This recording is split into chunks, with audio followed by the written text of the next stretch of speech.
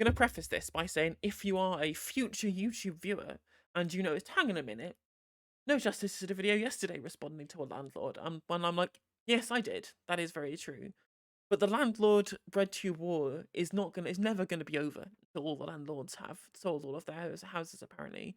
And a few days ago, actually it was on Christmas Eve, no a YouTuber called Noah Samson uploaded a video called "Landlord TikTok is Pure Evil." Now that got responded to by one of the TikTok landlords who he featured in his video. So we're gonna watch the original video, we're gonna watch the response video, and then we're gonna pick that apart because really hate landlords. They suck. So let's do more videos critiquing them, even if it means flooding my channel with anti-landlord content. But again, there is definitely worse things for me to flood my channel with. So without further ado, if we bring up Noah's video and let's pop it into 1.25 times speed, and then we'll see what happens. Go. Episode of I am going to show you some evil little goblins that I found, and you're gonna hate it, but I'm gonna do it anyway because I need to pay rent. Speaking of rent, landlords, how do they work? What's their deal? What makes them tick? Oh no, okay. Well, in a similar way that one might use the phrase all cops are bastards, or a cob, the same could be done for landlords because all landlords are also bastards, or a lob. Allow me to elaborate on that point. When it comes to this idea that both of these roles in society are fulfilled by quote-unquote bastards, it doesn't necessarily mean that they are all bad. Thank you for the resubscription there. Let's get metaphysical. Landlords right at Robinson's robbery, like the landlords, like all of the men, love to reap what they were never sowed and demand a rent free from the natural produce of the earth. True, that is a based Adam Smith quote, which definitely isn't. There's a great meme where it's that Adam Smith quote and then it's over a picture of Mao Zedong. It says, yeah, picture of Mao Zedong unrelated, but it's an Adam Smith quote. I hope you're doing well, metaphysical. It's good to see you back.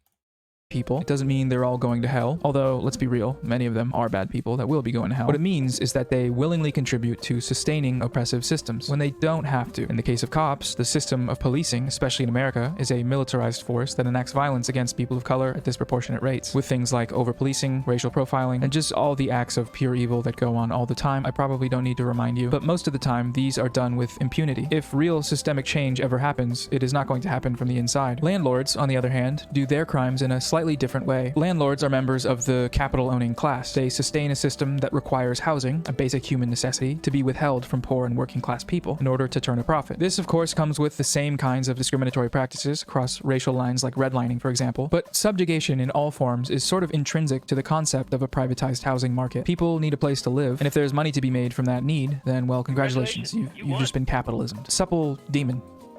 Nice, beautiful red nipples. In 95% of the country, it is not possible for a worker making minimum wage to afford rent on a one-bedroom apartment. The majority of renters in the US spend over a third of their income on rent, and these costs have been rising steadily over time while real wages have remained stagnant. And so, any person consciously choosing to profit off of this system, to play a role in upholding this power structure, is a bastard. And it's okay to say that. It's good, even. I encourage it. You have my permission. Kids, if you're watching this, the word bastard has officially been legalized for use by children. It's not a swear word anymore. Go nuts.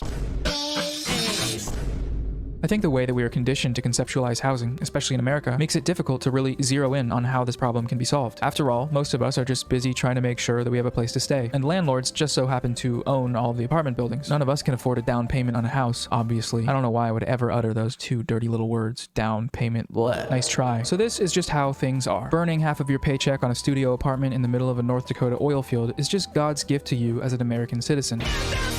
When it's important to point out why the cost of a down payment on a house is so high, because with something with an elastic demand like the housing market, as I mentioned in my last video, an elastic supply, and not reasonably inelastic demand as well, because everyone does need a place to live, right? Both sides of this are kind of inelastic, but the supply more so, because it's so difficult to be able to get the land available and also the time and energy and materials required to be able to change the housing supply in accordance with the demand, right? The issue with landlords is that they have more capital, so they get to create artificial scarcity by buying more houses than they actually have a use for, because the only use value of a house with regards to that is where you actually live, right? That is the singular use of a house as a commodity, is somewhere for you to live. Whereas obviously they take the marginal exchange value to be able to use that to be able to make more money. whereas not somewhere they actually live. So they buy more houses than they need. That artificially constrains the supply of where people would be able to buy houses, because the ones of those that are floated onto the sale market rather than select market, sorry, is much smaller, thereby making that cost of being able to buy a new house go up, which then makes the costs of rents rise, etc., etc. You can see where this is going, and this is very cyclical in that by precluding more people from home ownership, you make the idea of being a landlord, getting into the buy-to-let property market, more lucrative. So it's this kind of self-sustaining system that keeps people who cannot afford to buy a house trapped in rentals, because the over-reliance on usage of property as a way of as a speculative investment thereby artificially inflates the price of housing, therefore gatekeeping it from the working class, and keeps them locked in a system where they have to continue paying rent to landlords. That's the important part, right? Like, I get you can make a general argument about whether or not, people should have to pay for a place to live, but at the moment in the system, they do have to pay for a place to live. It's just the way in which landlords manipulate the market as such to be able to extract as much money as they can from tenants without creating any economic productivity, because all they're doing is owning stuff. They're not creating new commodities. They're not engaging in the market in any way other than just owning an asset and then using that asset to be able to generate more revenue. However, as we'll look at later on, it doesn't have to be this way. Things could be easier, more affordable, better for all of our lives. We could be living in a world where having a place to settle down and raise a family isn't something that you are constantly in fear of the free market taking from you. And you can instead utilize those resources or that free time to focus on doing things that actually bring your life meaning. But I'm getting ahead of myself here. Before we get caught up in all that communism stuff, we need to talk about the reason that I've brought you all here today in holy Patreon-amony. And that reason is landlord TikTok. I am reluctant to inform you all that yes, landlords are real. Yes, they exist. Should they have rights? Should they have phones to make TikTok content?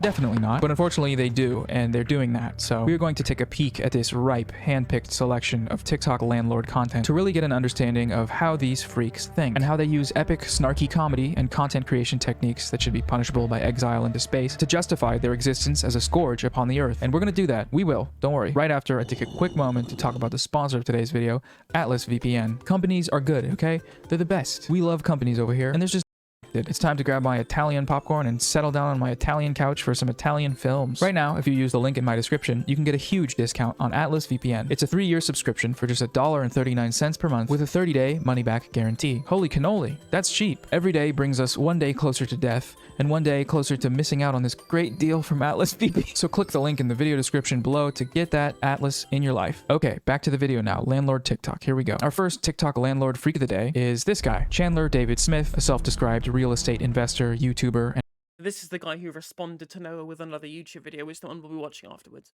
Interesting. regional sales manager with 110,000 TikTok followers. His content aims to elevate your business grindset. He gives advice to help you get all your investments, stocks, and bonds and portfolios in shipshape. I would still increase rents every single year if I could get away with it. Damn, son. A true man of the people. He also does this one little thing that's actually quite interesting and fun. Eviction content. Yep, eviction content. Can say it Holy shit, what a bell end. I would use a more harsh word, but I would like my videos to be monetized.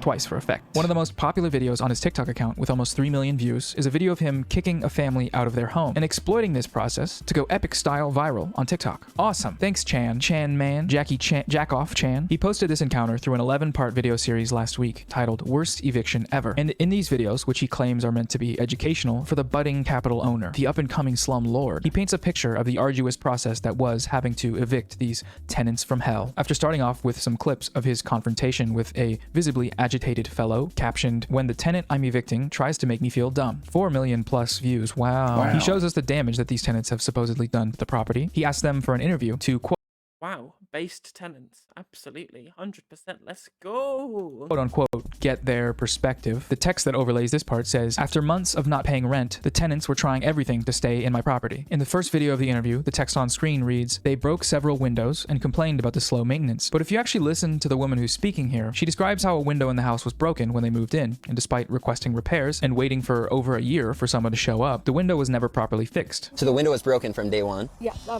living room over here. Anyone, I can't, who would ever believe that a landlord wouldn't engage in the necessary maintenance of the property management that they are supposedly being paid for, and rather than the asset they own? They keep telling us they engage in the property maintenance that they would need to do to be a proper landlord, but funny how just sometimes that just doesn't happen. I wonder why that might be. Who could possibly tell? You know, after a while, he's like, oh, it should be here in like 9 weeks. But after a while, he's like, oh, it should be here next month. It's on order, blah, blah, blah. And then he just kept giving us excuses. And just like a couple months ago, he had somebody come in and put a temporary window in. And then he said, he's going to have to order the window, so it's going to be here in about 9 to 12 weeks. And I said, really? That was supposed to be ordered like a year ago. You know what I mean? And this ended up causing $1,300 in property damage when a hailstorm hit. Especially if it was problems and issues in the beginning that was not solved. We never said anything about the hailstorm, about the window that wasn't there, that damaged over $1,300 of our. Yep. Why? Because the window wasn't fixed. She talks about how the kitchen plumbing was broken and they didn't have running water on Thanksgiving, and she had to run back and forth between the kitchen and the bathtub to do the dishes. Every time I asked him to do something, he would say he's showing up and never does. And then I'm like, okay, so I put in that the kitchen pipe was messed up, and it was Thanksgiving, and I had no running water in my kitchen. Like, I was running back and forth from the bathtub to the kitchen, washing dishes on Thanksgiving. It was.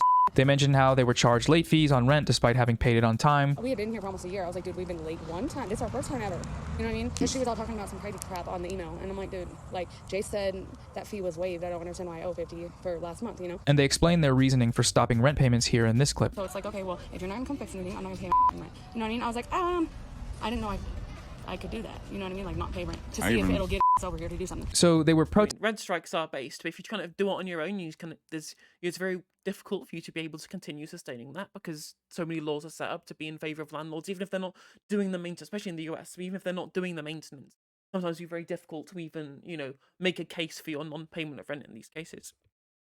So that's very difficult to be a tenant in that particular regard. Well, in this case, it wasn't even their fault. They even caused the damage. It was all natural damage that was either there previously or done because of inclement weather conditions, etc., etc. So, ALARB, I guess, as well as Noah quite rightly pointed out at the beginning of the video. Testing the fact that, from their perspective, there had been no effort on Chandler's end to fix any of the broken stuff, which is his responsibility to do, or his property managers, whatever. The problem with all of this is that it is very difficult to focus on what the tenants are saying, because as they say it, the text on the screen directly contradicts them. There's no real way to verify who's telling the truth in this situation. The tenants say one thing, Chandler writes another on the screen, but because of the way he's framing these people, to the average viewer, it's not like it really matters, does it? The narrative being pushed here is crystal clear. They're getting booted from the house they can't afford, and they have the audacity to lecture Chandler, our boss baby boy Chan Man, about the success of his business while this happens. Oh, ooh, ooh, ooh. And when you read the comments, these efforts to paint the tenants as the worst stereotypes imaginable have clearly paid off. Rent to the hood, you get the hood. Pretty confident. For a soon-to-be homeless man, mouthy deadbeat thinks he can talk his way out. Doesn't capitalism create wonderful human beings? You can just feel the radiant empathy coming from this comment section. Out of paying rent. Man who can't pay $1,000 rent telling a millionaire he's got a lot to learn. Always. And that's the shame, is that obviously as a Marxist I would always say people are usually products of their environment with these kind of issues, and is this level of non-communitarian individualism, this disdain for members of the working class, this is incubated by the neoliberal capitalist mindset, especially in a post-Thatcher era, for people to act in this way. I mean, it's self-perpetuating, the kind of culturally hegemonic way, for people to continue acting in such a disgusting manner towards people, essentially at the end of their tether, right? This isn't, in my opinion, this isn't a natural state of humanity. This unempathetic, this much of a bastard, So I think this is specific to the nature of the way in which capitalist dynamics infect people thinking about society. He's the victim. Professional deadbeats. Smark, here's a personal favorite of mine, and people wonder why stereotypes exist. Hey, what did you mean by that, exactly? What do you mean by that?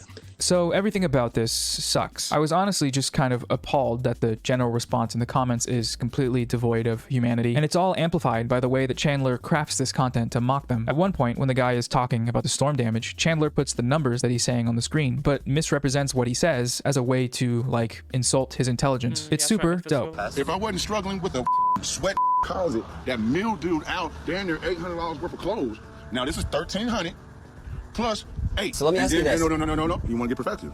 So the perspective is we've told your landlord that our broke, and we out damn near $2,000 close to $3,000 worth. But don't worry, it gets worse. These TikToks went viral fairly recently. This month, actually, December of 2021. That's when I found them. Or rather, Brian from Discord found them, and he sent them to me. Everybody type, "Thank you for your service, Brian." He's not in the military, but he's... We appreciate you, Brian, for your service to the anti-landlord cause. You are based and red-pilled. Red in the correct communist sense, obviously. a great Discord mod. But despite these TikToks going viral just last week, this isn't the first time that they've been posted online. He first posted them in December of last year, and he did it again in February of this year, and then again in May. And it turns out the original encounter actually happened over 2 years ago, in May of 2019. The full video is on this guy's YouTube channel. It's one of his most viewed videos on there as well. Also, he has more subscribers than me, so what's going on there, folks? Seriously, this fucking goober landlord? Feel free to press this subscription button right now. Press it, please. Thank you. But that original uncut video is very revealing. It shows how Chandler went into this interview with the intent of provoking this guy. So he just agreed to do an interview. I said kind of for training purposes, so we're gonna set up chairs and just ask him and see how this goes. And then I'm probably gonna get it heated up because I'm gonna go at him a little bit. So we'll see what happens. How, if necessary, This guy is such a fucking cunt. Like, literally just using his platform as just like misery porn for like capitalist realism adult like sycophants in his audience to just laugh at the most desperately like deprived people that that he as a millionaire exploits, right? I've gone plenty into how the rental market specifically is used to exploit the working class, as I said before in the video, both yesterday and today. Yet they just come out of their droves. You're just creating misery content. It's just so vile.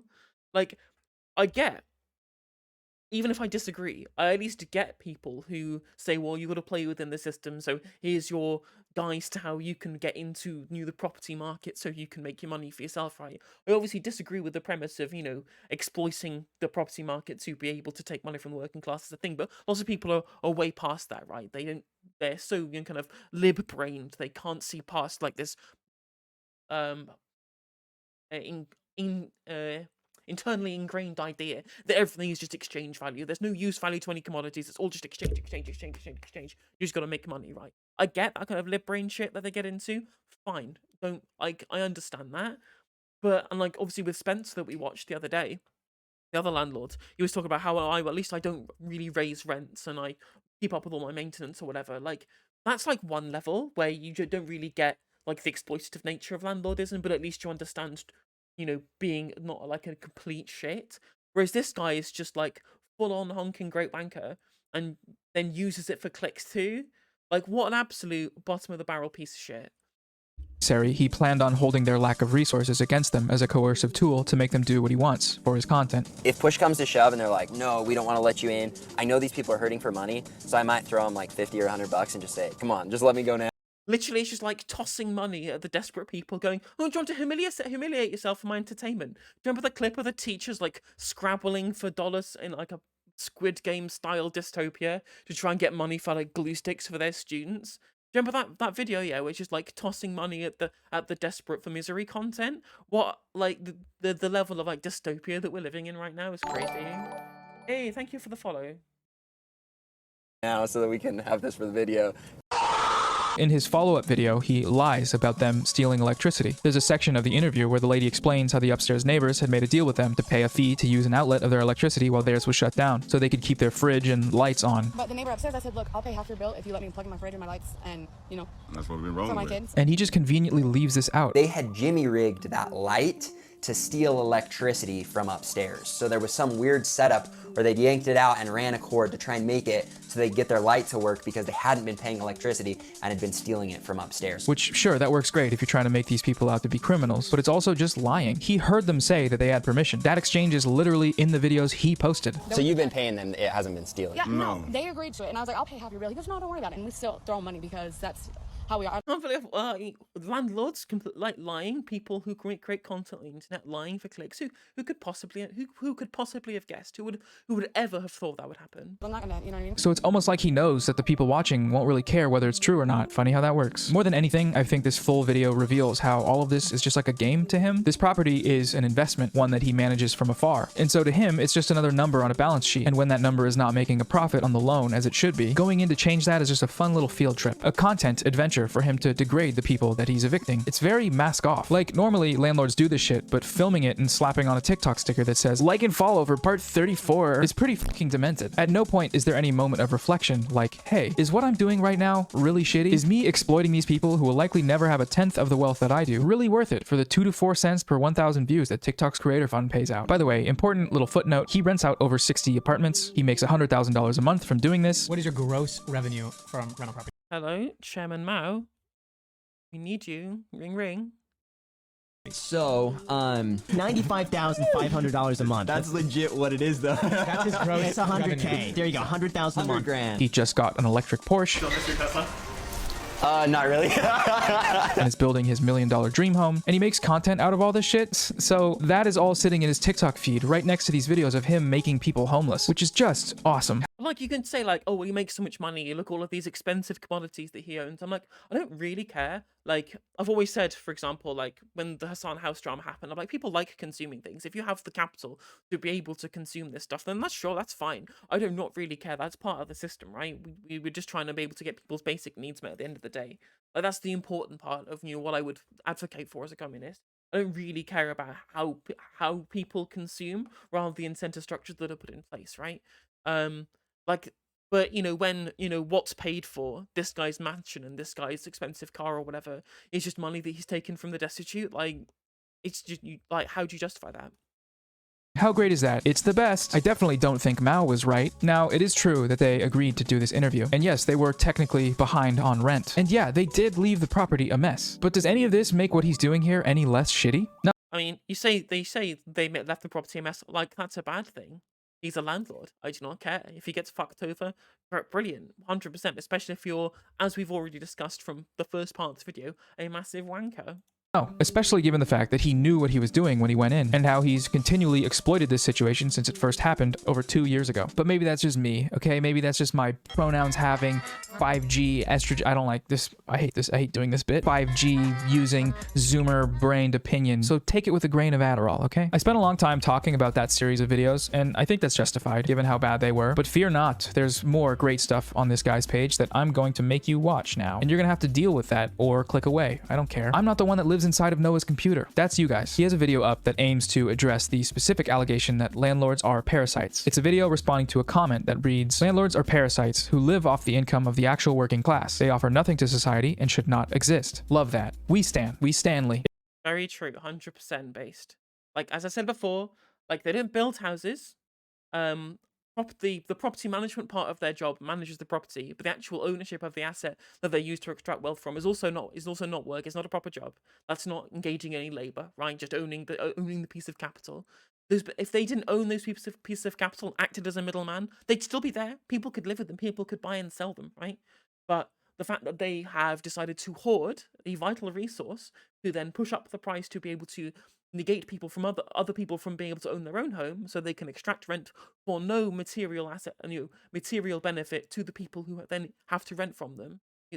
That doesn't need to happen. That's bad. That is exploitative. That is parasitic. It's captioned by Chandler with, "Landlords suck. Shame on them for providing you with a place to live. Hashtag landlord, hashtag rental, hashtag blah, blah, blah, blah, blah." This should be enjoyable to listen to. Alright guys, this one definitely got me triggered a little bit because what business is there that doesn't live off of the working class? I mean, whether you're going to a Wait, restaurant pause the video, pause it. He's onto something there. That sounds good so far. Let's hear him out. What business is there that doesn't live off of the working class? I mean, whether you're going to a restaurant or the grocery store, or literally any other business that provides a service that you pay for, that's kind of how it works. On top of that, if you don't like working with a landlord and renting, go buy your own property. Okay, Yeah, why are you getting frustrated about this? Why just go buy a house? Oh God, why didn't I think of that? What a novel idea! Just go and buy a house. I'll just go there and just buy it with all of my money. I mean, obviously I am a homeowner, right? So I can't really speak on this issue. But obviously, the vast majority of my friends from my generation can't afford their own property, so they are stuck in like rental hell. But the thing is, everyone goes, "Oh wait, well, no, if you would become a landlord if you could." I'm like, no, I really do not want to. It's bad and immoral. I do not want to engage in it. I have my own house that I use for its main purpose, which is to be able to house me as shelter, because that's what it's fucking for, right? I do not need to own additional ones just to make money off of people who can't afford their own. Simple. Like, And the thing is, he made the fucking dumb point that Spencer Cornelia made the other day, where he says, well, you get exploited when you go to the working class get exploited in restaurants and get exploited in these places. I'm like, well, first of all, with the top-down capitalist framework, that is exploitative because you're having the surplus value of your labor extracted for profit, right? But at least when you go to a restaurant, they have to cook the food. They have to, buy the food to then serve to you on a plate and then clean the place up and keep that maintained, right? That's what a restaurant, people engage in labor to be able to take the constituent parts of the food that they serve you, and then they bring that commodity to market and put it in front of a plate. That's all labor that gets engaged in. If you're a landlord, you literally just sit there collecting money for owning an asset. That's why these things are different, and why one thing is bad in a general sense, and one thing we can have a discussion about. I take it back. You can literally do that. The reason people don't is because a landlord buys it and doesn't require you to come up with a huge down payment to be able to live. Yeah, the landlord buys it, meaning that you can't. They create artificial scarcity. It's not difficult. Live in their place. How do people think it's supposed to work? Wait. Okay, so you can't buy the property because the landlord already did, because they could afford the quote-unquote huge down payment and you could not, and this is why we should be thankful to landlords. Am I hallucinating right now? Hey, here's a fun statistic. Did you know that 54% of Americans live paycheck to paycheck? That over half of us don't have enough money in our savings to last 3 months? But yeah, just go buy a property. Go buy it. Take out a loan, a loan that you can't pay back, because I don't know if I mentioned this before, but you are living paycheck to paycheck. Oh wait, you can't pay down payments with a loan? What am I saying? Never mind. Hey, rent is due, by the way. Oh, and I just raised it because I can. Oh, also, I took your security deposit and used it to buy a vinyl cover for my jet ski because there was a Go-Gurt wrapper sticking out of your recycling bin. Also, this is all your fault. How do people think it's supposed to work? Like, do they expect food and shelter and their vehicle? I was going to get ready for a big Marxist takedown, but no, it did all of my work for me. Well done. And literally anything else that they're going to use in life to just be provided to them? Yes, you just described the ideal society. It's not like we don't have the resources or the infrastructure or the technological proficiency to provide those things. Oops, sorry, my communism keeps flaring up. I'll go put on my lotion. Be right back. Oh, okay. God, this communism cream is so creamy. But even if you admit, right, even if you admit that a market-driven society where people have to pay for the necessary things to be able to live, even if you admit that that's correct, you don't have to jump to fully automated luxury communism to be able to make the point that landlords are bad. You can still have a society where everything else is commodified other than housing, right? Or at least housing is only commodified in such that you can buy and sell it rather than rent seek from it. Like, this isn't difficult. As I said before, in the UK, we used to have a bunch of council housing. If you couldn't afford to buy your own house, you just lived in, housing that was built and paid for by, local authorities. And then once you're able to afford to either buy that council house because of right to buy, or to buy your own property on the private market, you then did that because it was affordable. And if you really, really couldn't afford it, it would get subsidized for you by the taxpayer. So, like, these systems are already exist. You don't have to jump to fully automated luxury communism to understand that even if you want to be able to pay for individual commodities you need to consume that take labor to produce, right? Even if you admit that that's correct, you can still then say, well, actually, landlordism is bad too. And I think it denigrates the point of a video like this. Obviously, I understand we want to be able to spread communism to people, but when you're trying to respond to someone who then could then say, well, you're just a dirty communist who thinks everything should be free, you can then pull it back and say, well, no, even in your system, even in the capitalist system that you advocate for, we can still decommodify one section of the economy that we understand it has market failure, specifically because of the level of inelasticity of the market supply. In the same way that we have decommodified healthcare in the UK because the demand for healthcare is incredibly inelastic, because if you can't pay for it, you die. Like, as simple as that. There are certain things which we realise there's market failure on, so we take it out of the market. Simple as that.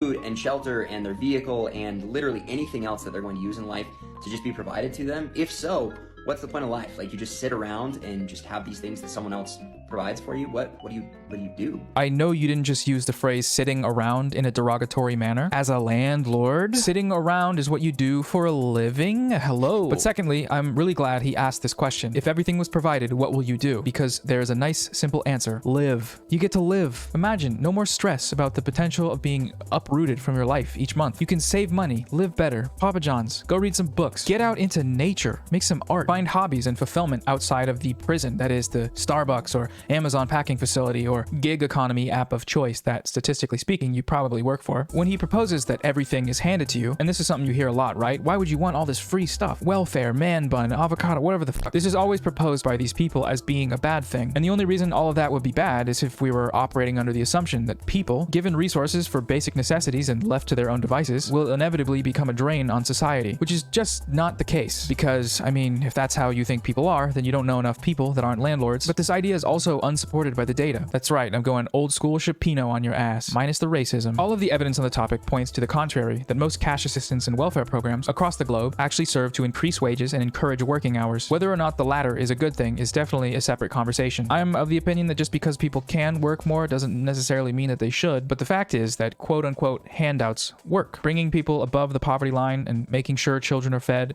these are good things, right? The fact that we even have to continue disproving these myths in 2021 is all the more evidence that we need to dig Margaret Thatcher up out of the ground and shoot her into space in the direction of the sun, just on the off chance that Same for Reagan too. Let's not forget Ronald Reagan as well. He's just as to blame as everybody from the Chicago School and Milton Friedman. All of them can get to fuck. And then from having previously died, they can then re-get to fuck again, as Noah so eloquently did state that we need to exhume them first to then be able to get them to fuck again. Then to eject them all over again.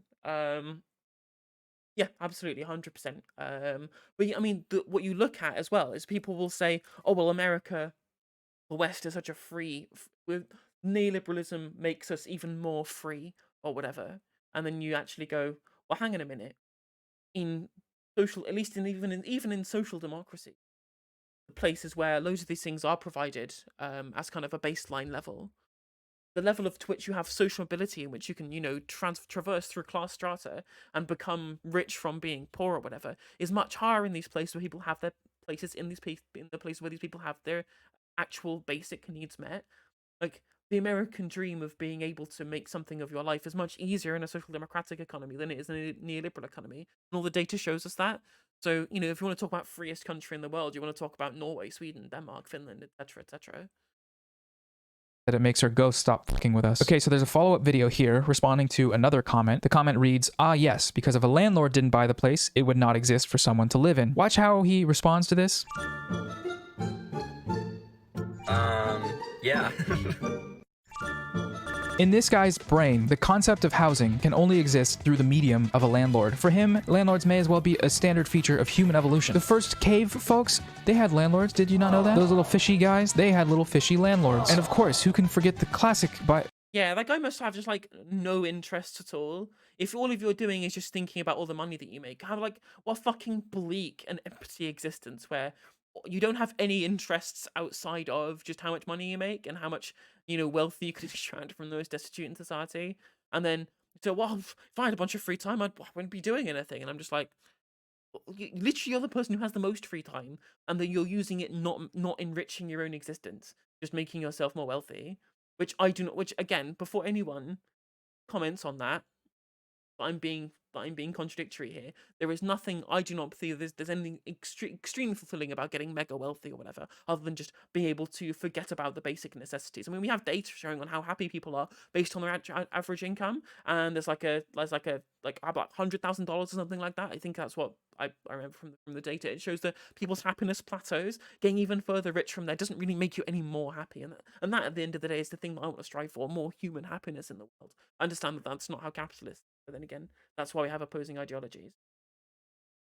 biblical quote, and on the third day, God said, let there be landlords. He's saying, once again, that you should be thankful that landlords exist. Because if they didn't, houses wouldn't. How do you think they'd get built? It's not the builders or the architects or the engineers or the people that actually do the work. No, it's the fucking landlords. It's Chan sitting in his Gary V den being a freak. If you needed any more indicators that this guy and all landlords are hobgoblins, check out this new type of content that's just dropped. It's a brand new genre, my favorite. Raising rent is good, actually, content. This one is responding to a comment that reads, there is no reason why rent should be raised every single year. That's called discrimination. I love that from you, Corey Mach 6. Comments like these are so funny to me because this person is just uneducated. Every single year I have to deal with higher taxes, higher insurance, and this fun little thing called inflation where literally everything goes up in value, which means it costs more for everybody. Even if there wasn't higher taxes, higher insurance, higher maintenance, higher, everything due to inflation and a myriad of other things, I would still increase rents every single year if I could. Well, the important response here is that why is your bottom line so much more important than the other people's, quality of life and how much they have to spend on housing? Like the fact that you are in the position of power by the fact that you own you're the one who's hoarded all the properties, and then you say, well, if I don't have a bottom line to be able to be able to figure out, then that's their problem to deal with rather than my problem, right? So he's pushing that problem onto the renters. Like, that's again, it's just a function of the system. Sucks. Get away with it because that would mean that the market demands it. The market came to my house earlier and asked to fuck my wife. And, well, the market gets what the market wants. They made me jerk off in the corner. That would mean that if I raise rents on my tenants and they go to look somewhere else, they're not going to be able to find a better deal because of supply and demand. So when I see comments like this, I get supply and demand. I wonder what's happened to the supply of housing. I wonder what might have happened to artificially constrain the supply in some manner, Chandler. Oh God, I literally have no idea why the supply of housing is such that it is right now. Who could possibly understand that? Like, now, to be fair, I do jest in such a manner, and I obviously make that joke. But then we do have a problem in the way in which land is distributed, because obviously lots of private people own a lot of land. There's been a land reform movement within the liberal states to be able to move things more into the public domain or be able to make them more available for construction or whatever, right? Because that is a problem. We need to have more easier. It needs to be to be able to increase the supply. Needs to be easier. There needs to be less like capital regulation on this, rather. Like there should be definitely building regulations on the kind of things that you can and should build. But to be able to have more restrictions on what you can build or whether or not you can build in the first place, like this NIMBYism, that needs to fuck off. But that's also a function of neoliberalism in the same way, in that, first of all, is people who are already existing property owners want to see their property values increase. So increasing the supply would then, to meet the demand, would then drop their property prices because the scarcity would go down. They don't want that to happen, so it's very difficult to get existing private entities to be able to invest in more housing. And second of all, they then use their level of sway in the market to be able to manufacture the consent of people who already have the asset wealth of property, even just as themselves, as individual owner occupiers who don't have additional properties themselves. They then get this huge asset that they've tied up a load of money in, which they want to see the value of increase, and on the understanding that additional housing would then drop that value, they then vote against it on like a local level. I mean, we saw it in was it Chesham and Amersham? Was the election the one of the by-elections where the Lib Dems overturned a Tory majority, and they specifically campaigned on the NIMBY vote, so attacking the Tories from the right, saying, well, Tories want to be able to lax planning legislation, which is going to mean more people are going to get built housing in your area, which is going to reduce your property values. I mean, in America, you get the more kind of this kind of scare factor, or they're going to ruin the suburbs with the nasty, non-rich people or whatever. Like there's this kind of this fear of the change of the suburban landscape, which they use more than property values, but it's the same kind of deal, right? Where they try and scare people away from being able to build additional housing, because lots of high density housing would alleviate the issues that the working class have with being able to get onto the property ladder, and would also, if it was public housing rather than private housing, would be able to use to undercut the rental markets to drop that down to disincentivize people getting into the landlord market in the first place. Frustrated, and I don't feel bad for these people at all because I literally teach people how to buy. Okay. No promo, Chan. So this is truly incredible stuff here. If I raise rents on my tenants and they go to look somewhere else, they're not going to be able to find a better deal. So if they can't afford the rent at your property now that you've raised it, and they also can't afford the rent anywhere else, doesn't that just make them homeless? It does, right? Or am I missing something? Today's market, we don't really find good deals anymore. They don't just sit there on the market like, oh yeah, that's a great deal, just buy it and you're gonna cash flow. In today's market, you make good deals. And that's one way you do it, by finding properties that are under rent and then bring them up to whatever market is. Did you catch that? Making a property into a good deal means buying it and jacking up the rent. Interesting strategy. Let's see where this goes. A lot of landlords. There's the Martin Shkreli school of commodities, where you artificially constrain the supply and then put the price up because you can. Just add tough shit poor people. Market decides you're going to be homeless. Get the fuck out. What an what absolutely psychotic worldview capitalism breeds in its inhabitants. Who own properties have not raised rent in many, many years because they just don't want to. They know Fucking their tenants. liberals. The mom and pop landlords, they like their tenant, and so they've been keeping it at $450, $500, $600 in rent for a long time. And I'm not saying like overnight you need to go inject their rent from $500 to $900 overnight, but there's a process that you go through to get these tenants. Like as people move out, or you give them notice, and you raise their rent to. Like as someone who rented for a long time, like the small kind of mom and pop landlords, like they're a bit of a mixed bag, but the vast majority of them, they just want to be able to collect their rent and then leave you alone. So if you just push back and say, "Oh no, I'm not paying the additional rent," like they'll just be like, "That's fine" or whatever. You can at least bargain with them. And with the large corporation, the big landlords, like who are again corporate environments where they have teams of people who property manage as well as collecting the rents as well, they tend to want to make things easy too. It's these careerist people, it's like these mid-scale people like Chandler, whatever, people creating like YouTube eviction content and TikTok eviction content or whatever. These are the absolute fucking worst people because they believe the fucking lies that liberalism sells them about exchange value, right? Where everything is just like a balance sheet with numbers on it to be able to extract as much as you can. Whereas like the smaller landlords, they just want to be able to collect their rent and go. They don't want to have a difficult tenants or whatever. To what a normal rent would be. I'm not saying raise their rent overnight. I'm saying kick them out and then raise it. That way, you're not screwing them over. You're getting in ahead of time and securing your portfolio of stocks and bonds. And then it just hard cuts to the last episode of Squid Game. Oh, you see that guy down there? The free market told me to kill him. Oh my gosh, I can't believe that. That is so crazy, dude. Holy crap, you're crazy. Yes, this is me making fun of people who watched the English dub. Even though it might not have been your fault, it's still your fault. Now, to be fair, I've been pretty harsh on our boy Chan. He did not create this system. He's just operating within it, trying to build wealth for him and his family. He's not the only person in America who thinks this way, and all the stuff that I said about him can be said about any landlord. But that doesn't mean we shouldn't be saying it. We should question why the notion of You can specifically say that this landlord is particularly bad because he says he always raises rents. He has this fucking dumb idea of whether you just go buy a house. And third of all, makes like misery porn eviction content to be able to generate clicks on TikTok by ruining people's lives. Like, this guy is like a particular bastard in like the bastard hierarchy of landlords, unlike Spencer we watched yesterday, who's like leagues ahead of this fucker. Like, you can still morally impugn people for being extremely bad landlords, whilst also morally impugning the practice of landlordism and, you know, the existence of capitalism in general and housing commodification. of building wealth for your family is acceptable, even when it comes at the expense of other people's basic necessities. In fact, because this for-profit housing system is so broken and inefficient and in need of change, we should never stop talking about people like this. Not until people like this are no longer necessary. Until then, though, we're gonna name and shame. At least I am. I don't give a shit. I don't have trouble sleeping at night. I take melatonin, baby. This video is brought to you by melatonin, the drug that kills you for a short period of time every night. Have you ever heard of house hacking? Well, if not, don't worry. Addison Jarman, our second snarky bourgeois creepy crawly of the day, is here to enlighten us. How in the world do you afford rent? I never see you working. Me? Yeah. Well, actually, I own the property, so I pay the $900 mortgage. Wait, you're my landlord? Yeah, it's called house hacking. I make $1,900 off y'all paying rent each month, and so that means I have an extra $1,000 to use on expenses for the home, as well as extra money. Literally, I mean, that's the vast majority of the time, as I mentioned before, if you're a landlord, like, you say, well, I have to pay for the mortgage. I'm like, no, the tenants are paying your mortgage. They are being your charity and buying your property for you with their hard-earned money. They are working to buy your house for you. Money for me, so I'm paying you to live here for free.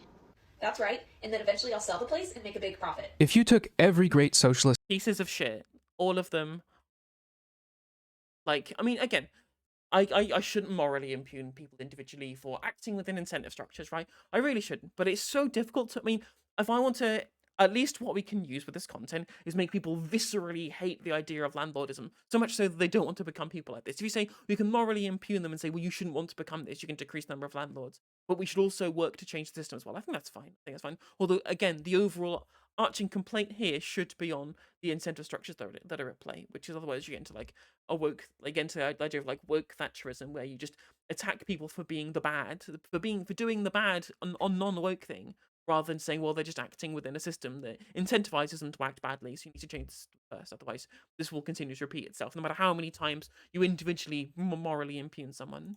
thinker throughout history, put them in a room, and gave them access to all the money in the CCP's checking account. Yes, the Chinese Communist Party has a checking account. It's with Wells Fargo, actually. Don't tell the Federal Reserve. If you put them in a room and said, hey, we need you to make a piece of content that makes the case for the abolition of private property in the modern age, they could not have done better than this video. It's amazing. No offense, everybody. I love y'all. Great work. Thank you. She's posted this same video format like 6 times, and in one of them, I thought her comments at the top were pretty funny. For everyone sending me death threats, in real life, the roommates would 100% know that the 4th roomie is the owner before moving in. It's on the lease. If you don't want to live with the owner, then don't move in. Zero deception, no surprises. I disavow death threats, of course, but I don't know why she's surprised that the people who watch her video think that's what actually happens, because it's exactly how she presents it. I guess maybe adding a disclaimer about the nature of the agreement would pull focus from her stellar comedy acting. Who taught you how to do this? Addison did. She's making me rich. That's why I follow her. She's making me rich. That's why I follow her. But like, come on, that's on you. You literally say, how come you're such a lazy sack of shit? I must say, like, as much as Zoomer editing does get my goat sometimes, like, Noah has it down to a T. He's got it all good. He's got it down.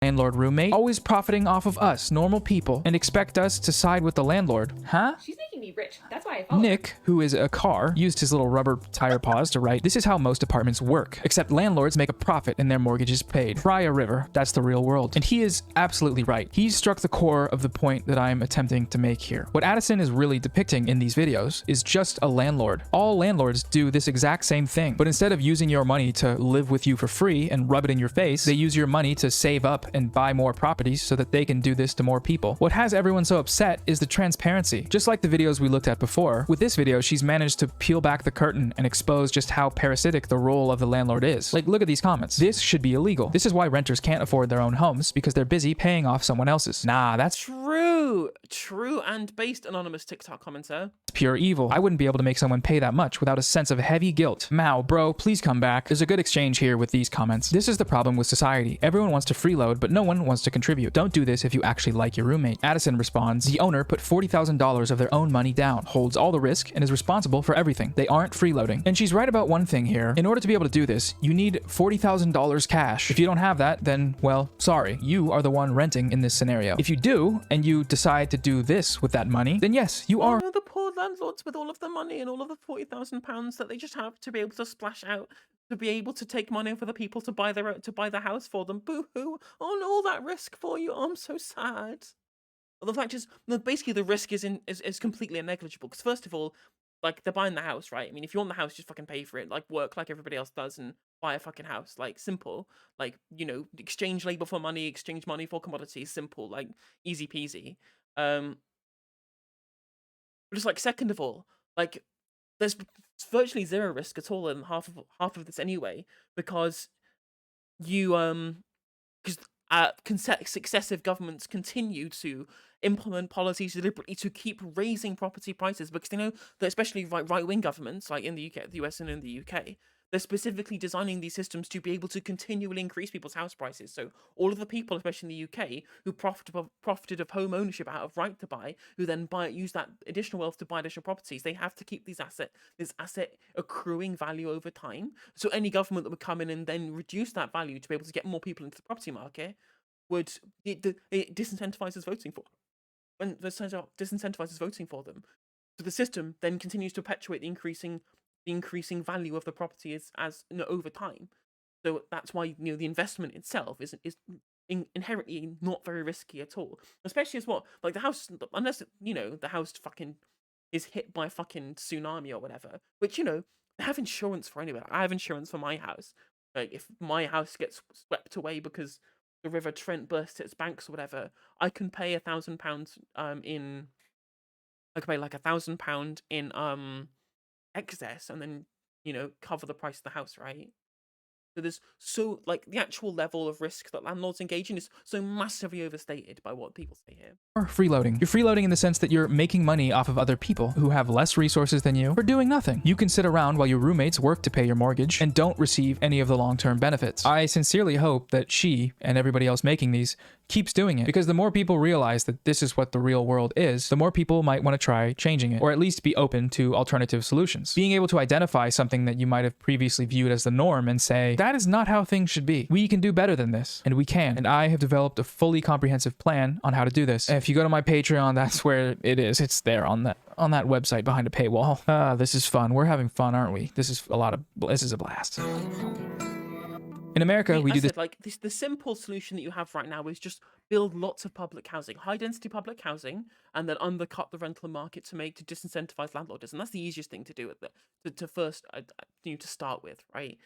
And overall, the people, there's going to be people who have lots of property who are holding the bag right now, and that bag needs to drop. I'm unfortunate as is to hate to say, like, I'm willing to take a hit on the value of my property so that the poorest in society can at least generate some kind of asset and can't be leached off of by landlord, right? Like, that just has to happen at some point in the future. And I think the easiest way of doing that, with causing minimal market,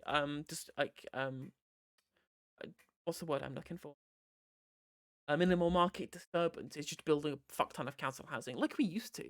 Because now, like, we've got a bunch of poor people who can't afford the sky-high rents, so the state has to pay a bunch of money in housing benefit to these people anyway, where they could just spend that money accruing additional council properties and then housing them there, rather than just having private landlords siphon money from the government because landlords themselves have made housing too unaffordable for the working class. Like, it's such a ridiculous system that it's just an incredibly poor fiscal policy from the government.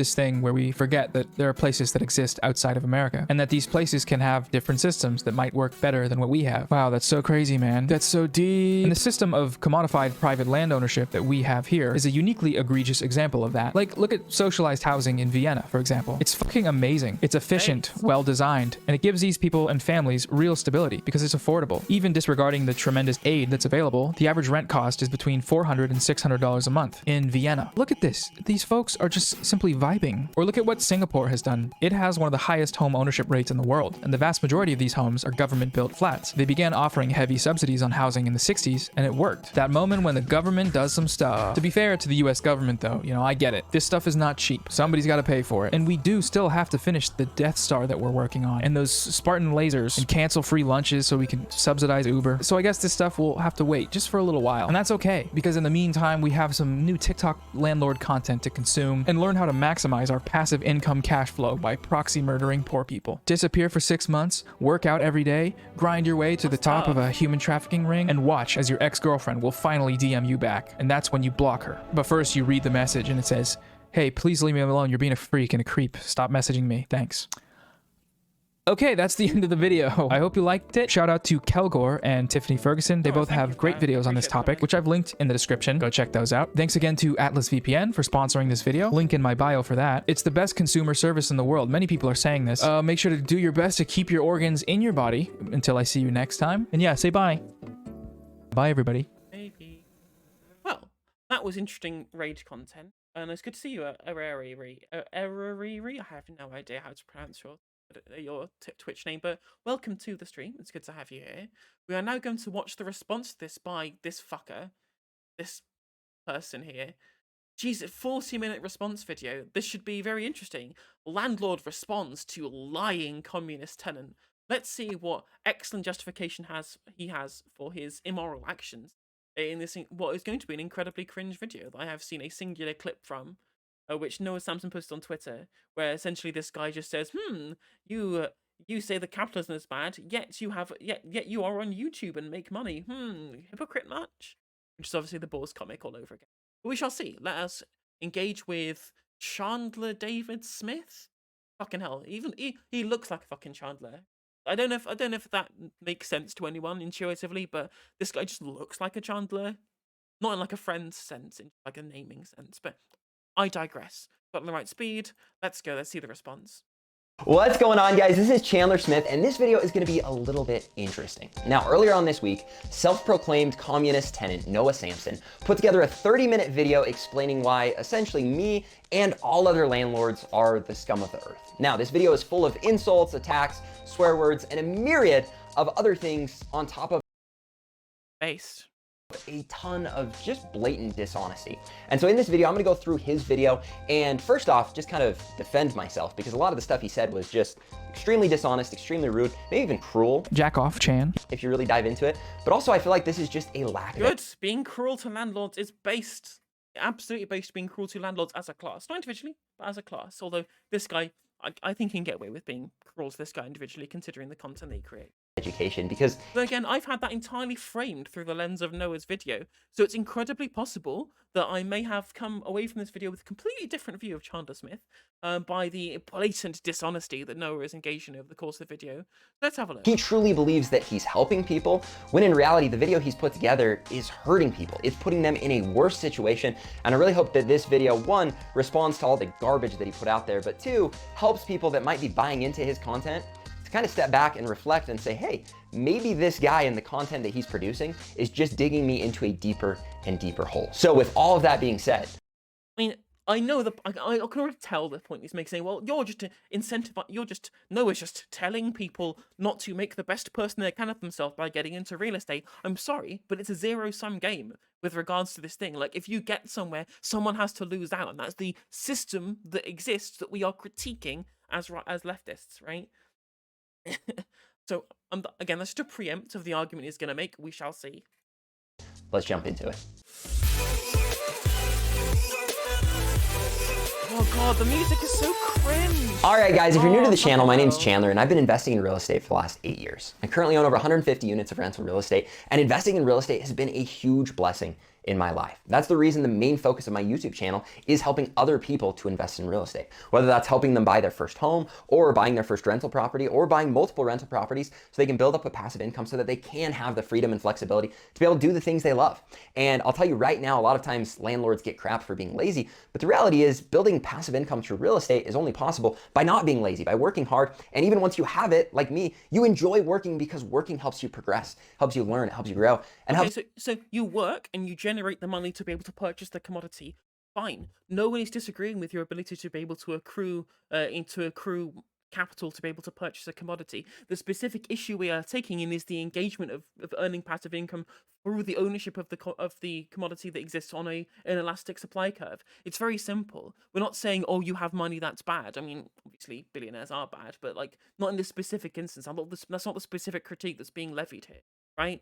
Like, he's completely misrepresenting the argument on his end. Helps you feel good. So on top of being financially stable, making you feel good, being able to go out and accomplish and build an empire makes you feel good. It's something that as you work hard, literally Yes, being an empire of money extracted from the working class, that definitely feels really good. anyone can do it. Our boss baby boy, Chan Man. Throughout the course of building this YouTube channel, my main goal has been to help other people do the same thing I've done because it's been a huge benefit in my life. Now, why going through this process? I've had tons of mean, cruel, Benefit of your life. I wonder what about your tenants? Wonder if they've benefited from that. Is society more than just individuals acting within it? Of course, there is no such thing as society. So what am I saying? just rude comments that come in, whether that's on TikTok, Instagram, YouTube, and the majority of the time I don't respond to these. Sometimes I might respond to one or two, but I usually try to stay out of it because it's not really beneficial. On top of that, I've had other people put together videos that are very hateful or, anti-landlord, anti-whatever I'm talking about.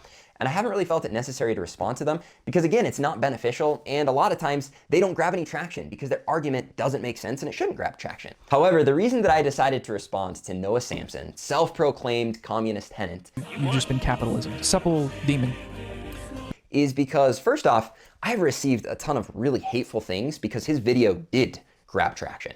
Second off, I truly believe that his video is putting thousands of people in a worse situation. As a matter of fact, his entire channel isn't benefiting. Your existence as a landlord puts a bunch of the working class in a poor situation. Like, again, I've already made this claim, closed system, whatever, we'll continue. Anyone. It isn't creating change. It's just putting a lot of people into a mindset that is going to be very destructive. No, how is it not creating change when literally at the end of the video, he said, well, we should adopt policies of social housing that would make life better for the working class. He's literally proposing change. You just don't like it because it'll affect your bottom line. For them. Let me read this. On Christmas Eve, which is when he put out this video, I received 30 emails and they all said this. Yourself. This is not a joke. Yourself. There is no rationalization for what you do. Yourself. You're the ruiner of all things good. Yourself. This again is not a joke. Yourself, Chandler. You're filling the world with bile and garbage. Yourself, Chandler. So I do not endorse these messages. This guy is just a product of a system of capital accrual that is a fundamental part of the neoliberal capitalist society of the West. It's not his fault that he is born into this system of incentive structures. I mean, it is his fault that he makes eviction content to generate misery clicks on TikTok. That I will morally impugn him for. But do I think he should Minecraft himself over that? Absolutely.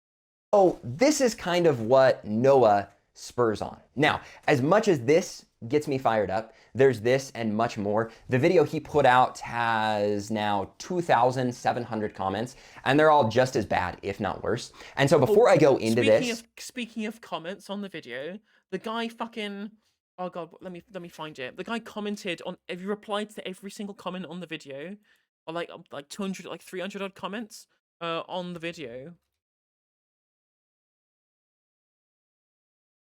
Like responded saying, if you want to see how dishonest this is, see that here, let me have a look. Where was the clip here? Look, guys left 259 comments on the video. This guy's no fucking life.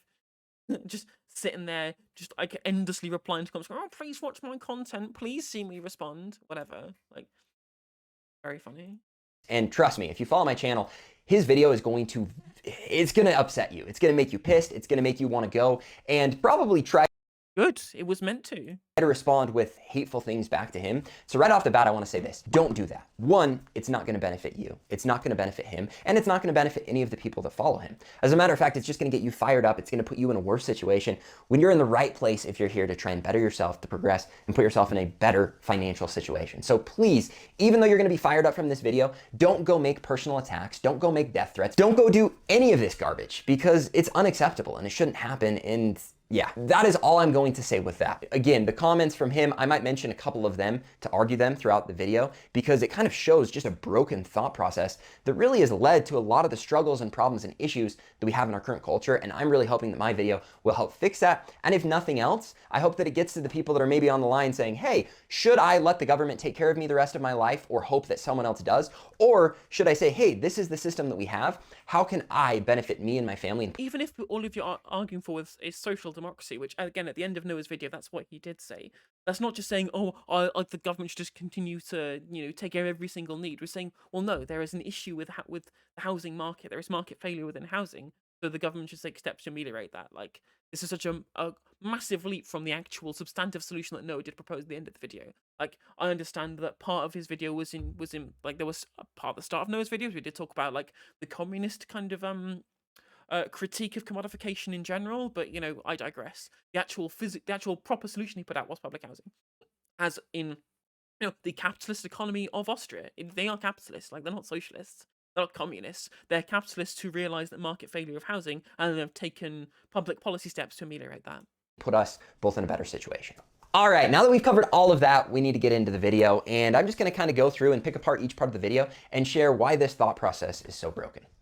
He starts off with this clip talking about how landlords and cops are bastards. In a similar way that one might use the phrase, all cops are bastards, or a cob, the same could be done for landlords because all landlords are also bastards, or a lob. Allow me to elaborate on that point.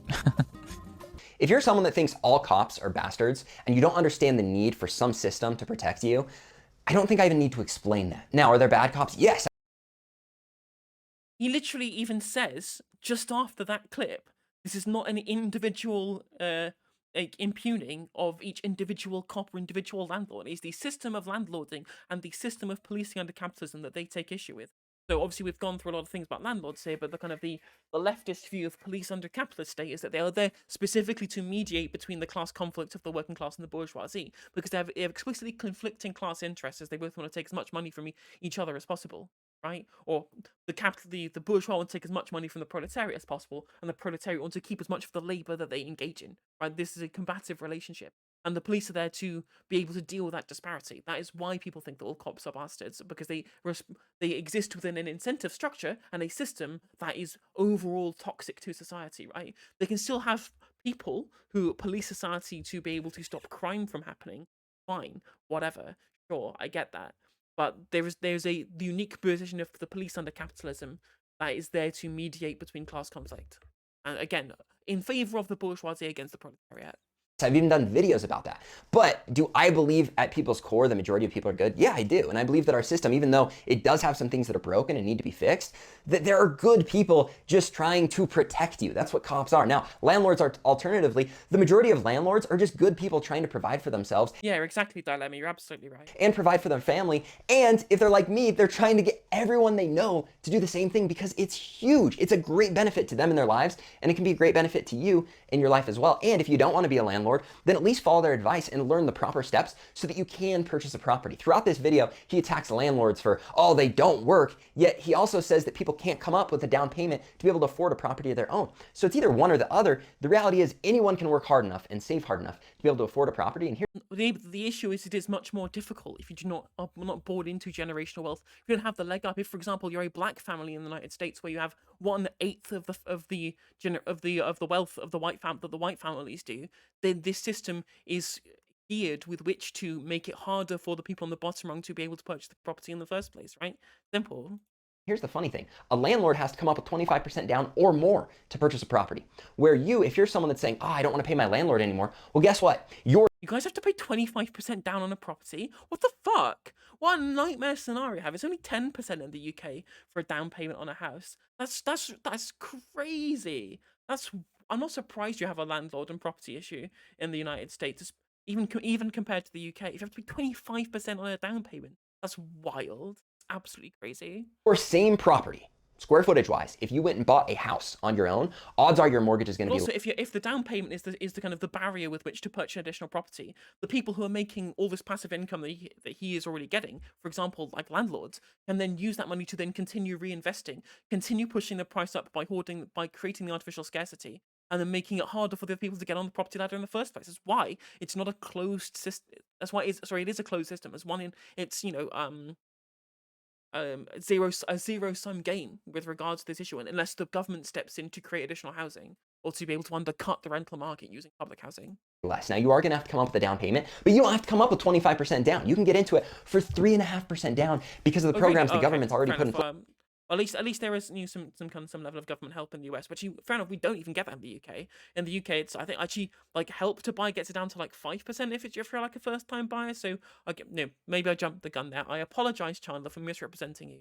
But yeah, 25%. I mean, landlords in the UK don't have to pay that amount down, whatever it is. But even then, if you are in the position of being a landlord where you're making passive income off the fact that you're accruing parasitic income off of rent seeking, it still makes you more likely to be able to afford the down payment on future properties anyway. Place, which I agree with because it helps you get out of renting from me or other landlords. The reality is there are always going to be people that aren't willing. So you admit that it's bad. You admit that what you do is bad. Like, this is the problem. You say you understand people don't want to rent to you, yet you continue to hoard additional properties. Just don't fucking do it. If you understand why it's bad, you understand why it's morally impugnable, just don't do it. To work, that aren't willing to save, that aren't willing to do what's required to be able to purchase a property, those are the people that I'm really hoping I can help to purchase a property. But the reality is they're always going to be there. That's why I don't have a problem helping them get to the next level of owning a house, because I know there's always going to be a demand for. The first thing you can do, lower the fucking rents. Make it so they don't live hard. They're living not as close to paycheck, so they can accrue the financial capital they need to put on a down payment. You said you will continue to increase rents with market demand because the free market does what the free market wants. You can't make this moral claim about whether or not things should or shouldn't be affordable when you're actively taking steps to make it less affordable in your own actions. Rental properties, and that's a business that is always going to flourish for me, even though I'm trying to break it by helping people get out of it and owning their own home, because that will be more beneficial for them. Now, you also need to understand, I rented, and it sucks. It's not fun being a tenant, but there was a time in my life where it was required so that I could save money to get into my first house. I rented for years and years and years. If I remember right, I think I rented for like 5 or 6 years after having lived with my parents the first 20 some odd years of my life. And so I get that it's frustrating, but also financially, it makes the most sense when you're trying to save money so that you can afford getting into a home. You can see right here how he feels about someone coming up with a down payment. None of us can afford a down payment on a house, obviously. I don't know why I would ever utter those two dirty little words, down payment. Blech. Nice try. Now, this next clip cracks me up because he goes from, I'm communist, everything should be provided for us, to, we love businesses, buy my pitch so that I can make money off of capitalism. Right after, I take a quick moment to talk about the sponsor of today's video, Atlas VPN. You exist, you participate in society, yet you critique society. Hypocrite much. Companies are good, okay? They're the best. Now we are to the fun part, or the interesting part, or the hurtful part. One of the most popular videos on his TikTok account with almost 3 million views is a video of him kicking a But also, like, receiving money from a sponsor is that they, like, I mean, I guess technically you are taking money out of the profits of the people who generated the labor value in that company in the first place, but that's not going to change whether you take the sponsor or not. So at least you're taking money out of their profits to be able to, so that they sponsor you, right? That's not who are you really exploiting by doing so? It's a non-argument. family out of their home and exploiting this process to go epic style viral on TikTok. Awesome. Thanks, Chan Man, Jackoff Chan. He paints a picture of the arduous process that was having to evict these tenants from hell. He concocts this story of me kicking a poor, kind family out of their home. Now, this family, we had given multiple months of not paying rent. And I'm going to go into all of this earlier, but they're literally the worst tenant on earth. They destroyed the property. Wow. He shows us the damage that these tenants have supposedly done to the property. They lied multiple times. They didn't pay rent. They're extremely dishonest. They were on drugs. They caused multiple problems with their tenants above that would complain. I wonder what might put someone into a position where they might end up on drugs. I wonder if this is a problem with cyclical poverty caused by a lack of generational wealth. I wonder who caused the generational wealth to exist and to be gatekept from these poorer families in the first place. I wonder, what could that possibly be? About the drugs, that would complain about the noise. The cops had been to their place. Right, I don't know how many times. I mean, they are the epitome of the worst case scenario tenants, and we should have never put them in there as a landlord. Like, that's a big mistake that I have owned. The other thing you need to remember is we went through the legal process. We sat before a judge with this guy. He shared his story. We shared our story. And according to the laws, we did everything right, minus the fact that we should have evicted him way sooner and not let him get. But again, the problem is here, Chandler, is that you're making a descriptive claim about what the law states. We're making like a normative claim about the morality of what you're engaging in, which is completely independent of what the law does or doesn't say. Get away with all the things he did because it actually made life. Still not caught COVID yet. Like my entire family managed to avoid COVID for the entirety of the Christmas season, so it went pretty well, Mubs. I appreciate the concern. For the tenant above him, absolutely horrible. And that's one of the things that this guy, he acts like that didn't happen. This is a 2-unit apartment. The people upstairs were absolutely miserable. So I'm trying to be a good landlord for them up here by getting these people out, and they're making all these accusations that you'll come to find were. I mean, I don't think when we've got a piece of evidence saying that they were, came to an agreement with the people upstairs, mates, it doesn't seem like they have a sour relationship. But again, I'm not the one who's in that situation. A solid comment on well, after we're trying to get them out of their property because they're not paying and they're being horrible to the tenants above. Now, instead of going and actually watching the video and finding the reality and the truth behind this circumstance, he instead spent his time making fun of me. Our boss baby boy, Chan Man, Jackoff Chan. Seriously, this fucking goober landlord. So I want to put pause for a minute. I want to just run his clip and then I'm going to talk about it because everything he says is dishonest or manipulated or just wrong. So let's run the clip. The first video of the internet. Yeah, like Magic's kind of died off as a kind of content, as a place to make content at the moment. Again, a really kind of saturated market, and also I don't really like the format at the moment. And I spent all of my Magic streams talking about politics anyway. Let's just kind of skip. We've already seen I don't know how many. Interview, the text on screen reads, "They broke several windows and complained about the slow maintenance." But if you actually listen to the woman who's speaking here, she describes how a window in the house was broken when they moved in, and despite requesting repairs and waiting for over a year for someone to show up, the window was never properly fixed. So the window was broken from day one? Yeah, the living window over here. After a while, he's like, oh, it should be here in like 9 weeks. But after a while, he's like, oh, it should be here next month. It's on order, blah, blah, blah. And then he just kept giving us excuses. And just like a couple months ago, he had somebody come in and put a temporary window in. And then he said, he's going to have to order the window, so it's going to be here in about 9-12 weeks. And I said, really? That was supposed to be ordered like a year ago. You know what I mean? Right away, he backs them on the broken window. Now, I've covered this in other videos, but the reality is the window was broken. It had a crack through the window. Could water get in? No. Could it have been an issue? No. I am telling you, they're being blatantly dishonest. If you look at my other videos, if there's a crack in the window and you're a landlord, you fucking replace it. I'm sorry. Like, you just have to do that. Like, it's still a security and, also a physical risk to these tenants if there is, potentially hazardous materials in, that are supposed to be keeping things out. And if, as they said, if a hailstorm happens, even if it's just a crack, that can still propagate further. It just has to be, like, you wouldn't just sit there with a crack in your windscreen, would you? One of the windows was broken out. And they've got all of this garbage back here. All of the windows have been broken by them. They were on drugs. They had major issues. So all the windows are broken by the time these tenants are out of the property. On top of that, she says, Really? That was supposed to be ordered like a year ago. these tenants had only lived in the property for a couple months before they stopped paying rent. Like literally hardly at all. From the time that they moved in to when we evicted them wasn't even a year. It was substantially less than that, even though we struggled to evict them for months and months and months, trying to work with them. On top of that, these windows, they're this big. This is an older property that's been renovated that now if you built a new property, these windows wouldn't be allowed, but it's grandfathered in. So when you order these windows, it takes a long time to get there. So blocking it off, letting it be how it is, and the fact that they knew it had the crack in it before they moved in also tells you they were okay with it until we could get it actually fixed. And the water damage wasn't a thing, which I'm going to talk about in just a minute, but we're going to keep playing the clip.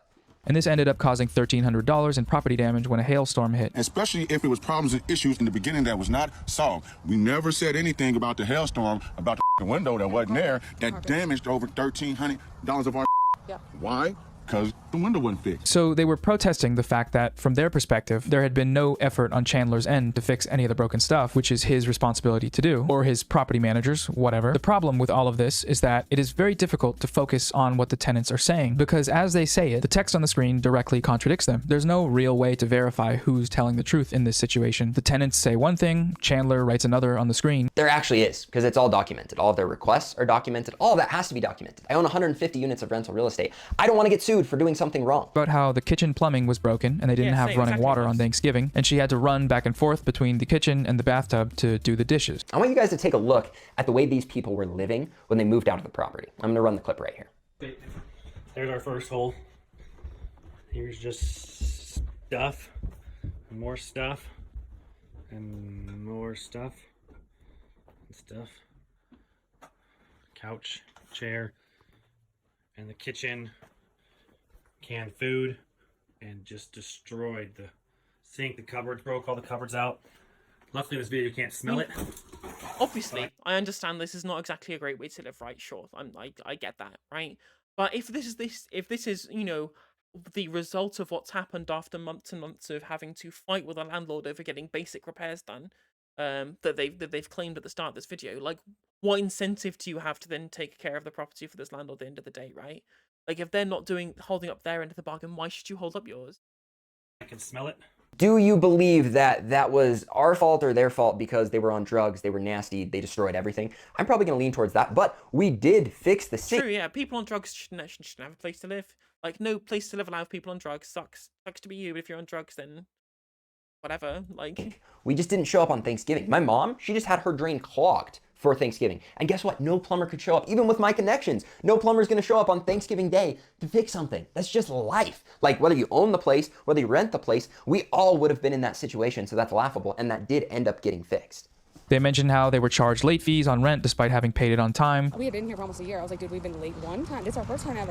You know what I mean? And she was all talking about some crazy crap on the email. And I'm like, dude, like, Jay said that fee was waived. I don't understand why I owe $50 for last month, you know? Do you really think any management company is going to charge a late fee if you weren't late? Not to mention the fact that she talks about how we had waived other fees in the past for being late. So you guys right now, I think you haven't paid, ends up being about 3 or 4 months worth. Yeah, it's almost, it's probably over $2,000. It's over $2,000, I know that. This was during the holiday season, and we really did try to work with them. That was why a good 3 or 4 months went by before we ever actually got them evicted, of them not paying, them destroying the property, them totally causing tons of problems with the upstairs tenants, to the point where we actually lost those tenants before we got them evicted. Now, the next complaint to me is, it is kind of hilarious. And you're also going to think, like, if these people actually were able to own the property of their own, if they actually had their own asset to be able to call their own home rather than just have to, you know, pay to live in somebody else's house. Happy New Year, Commie Scum. Welcome to the stream.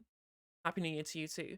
They had their own place rather than being forced, because of the way the market works, to have to live in somebody else's house and then pay a bunch of money they don't accrue any of their own annual asset wealth off, right? They wouldn't be engaging in the behavior that they were engaging in here, right? Like, by being in the situation that they're in, which is caused by the landlord class as a whole, it's going to not disincentivize that behavior. he makes fun of us in the video for making fun of this tenant because he can't do the math right on how much damage there was to his property. I'm going to show you that clip right here. And it's all amplified by the way that Chandler crafts this content to mock them. At one point, when the guy is talking about the storm damage, Chandler puts the numbers that he's saying on the screen, but misrepresents what he says as a way to, like, insult his intelligence. It's super dope. If I wasn't struggling with a sweat closet that mildewed out down there $800 worth of clothes. Now this is $1,300 plus 8. So let me ask you this. No. You want to get perspective. So the perspective is we've told your landlord that our broke, and we out down there close to $3,000 worth.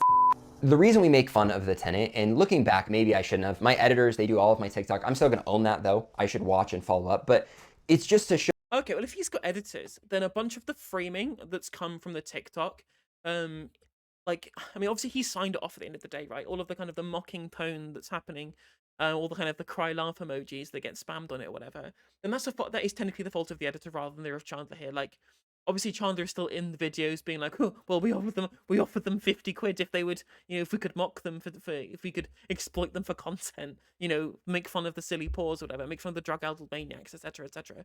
Like, sure, he's in there, but like the overall content being produced is then filtered through whatever the editor's putting on this. That's worth bearing in mind. Show that this tenant is on drugs. This tenant is dishonest. This tenant is trying to do anything that they can to keep in our property, which this guy keeps saying their home. Their home. Thanks, Chan man. No, I own this property. I rent to them. I've given them. No, it's their home though. It's the place that they live, the place that they reside. It's their mode of shelter. Like, you own the property, but it's not your home because you don't live in it. You don't spend any time in it. You're just using it as an asset with which to accrue rental income. Right? Them a discount on being late. I've given them months and months and months to find a new place to move out because we're wanting to evict them because they refuse to pay rent. And then after all of this, where he can see blatant dishonesty, he can see they're lying, he can see they're manipulating the situation, he backs them on the $3,000 of damaged clothing when the guy can't even do the math right and then accuses us of $3,000 of damage due to mildew. But the editor is the one putting the little kind of comments up front, right? So all the little text that appears on the screen during the video, like that is fully the editor's fault. Although I guess Chandler is still signed up on it, right? So they're both. I guess it's collusive. No genius, but if you do get water in through a window, let's say it was broken. Let's say we have to own responsibility for that. Don't you as a person just cover the window for one? And I'm saying this because what he said, it's very obvious. What do you think they were going to do? Like, and especially if it happened at night, like the damage could have happened before they even had a chance to repair the window during the hailstorm. Like, come on, like engage brain, Chandler. That it's dishonest. For two, if rain comes in and gets on your clothes, $3,000 worth of clothes. I don't even know that I own $3,000 worth of clothes. Like, that's a good chunk of clothes. You're gonna tell me you're gonna leave them on the floor until they are so bad that they're not salvageable by washing them? Now, you guys saw the eviction video when we went down there. It doesn't make sense that they just leave their garbage and trash everywhere. But how long did those clothes have to sit there? I know it's not a day, 2 day, 3 day, 4 day, 5 days, because I've left wet towels after going in my hot tub down. Hopefully you don't judge me for that. It had to have been weeks. All right, Mr. Hot Tub, don't flaunt it. That these clothes were sitting there to the point where they weren't able to be salvaged. And yet this guy, after all of this, is just willing to jump on board with these tenants that he can see are being completely dishonest. All right, now watch this, and this... Again, I can't substantiate the specific claims about property damage, about the damage to the clothing, whatever. I guess we'll have to take Chandler's word for it. Guys, it just gets worse.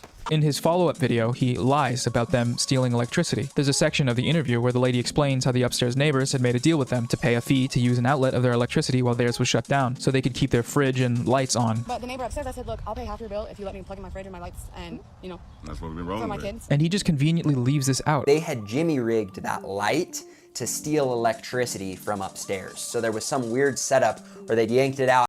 Do Americans call it Jimmy rigged? Is that a thing? Because in the UK, we say jerry rigged. Interesting dialectical. And ran a cord to try and make it so they'd get their light to work because they hadn't been paying electricity and had been stealing it from upstairs. Which, sure, that works great if you're trying to make these people out to be like of a dialect, not dialectics. Criminals, but it's also just lying. He heard them say that they had permission. That exchange is literally in the videos he posted. So you've been paying and it hasn't been stealing? Yeah, no, they agreed to it. And I was like, I'll pay half your bill. He goes, no, don't worry about it. And we still throw money because that's how we are. I'm not gonna, you know what I mean? So it's almost like he knows that the people watching won't really care whether it's true or not. Funny how that works. I'm baffled. He literally has the gall to show the clip of the hanging light that they've Jimmy rigged. They broke that light, so they're trying to Jimmy it so they could get power to it somehow. That they've destroyed because they're not paying their electric bill because their money is going to drugs instead of their electricity so that they can have a warm home for their family. And yet he's going to back them up and say that I am being dishonest, when I am the one getting the dozens and dozens of complaints from the tenant upstairs. This guy, instead of backing the tenant upstairs that told us they were stealing electricity. Yeah, you show no proof. I mean, I guess we've got no proof from the tenants either. So it's literally just your word against theirs. I mean, if you can show us proof that the upstairs tenants have complained multiple times and specifically said that people were stealing electricity, then, you know, fair enough, I'll believe you. But again, we're just we're put into a war of words here. That then we lost the tenant because they felt like we weren't handling the downstairs tenant properly by getting them out because they're stealing their electricity. They're fighting all the time. There's drugs, there's trash all over the outside of the property, and we can't control them because we're trying to evict them.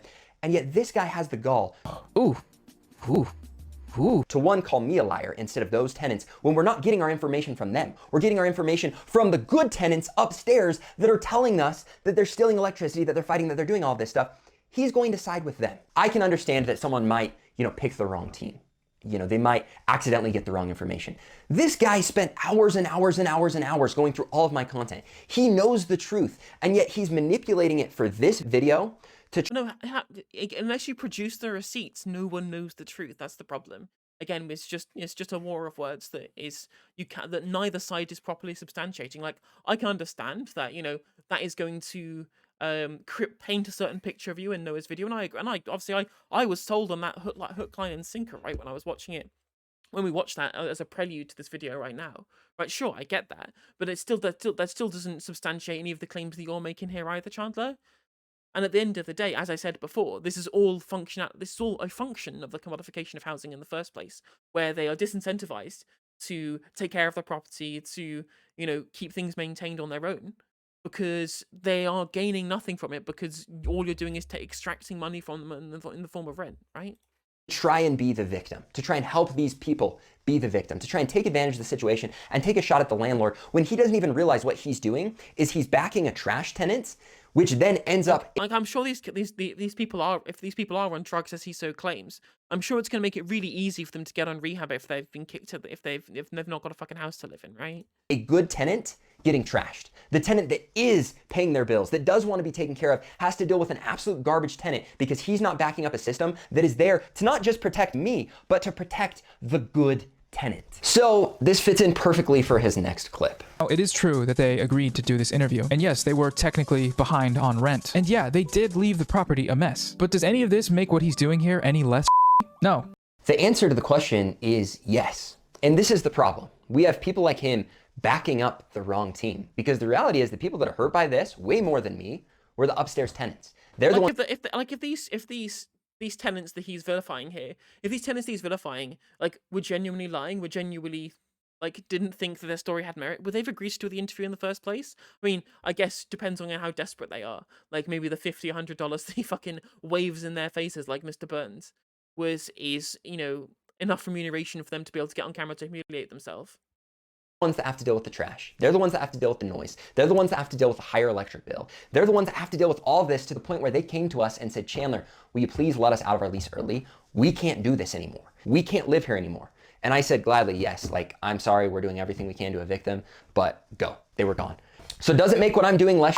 100%. It makes me the hero in this situation if you truly care about your tenants. You can choose to be someone that believes that... What we care about is the ending of the practice of landlordism. That's the main thrust of the issue. I mean, even if, right, I would be happy to admit that if Chandler brings the receipts, I will rescind the criticisms that I made of what's happened with this specific eviction that's being talked about on TikTok right here.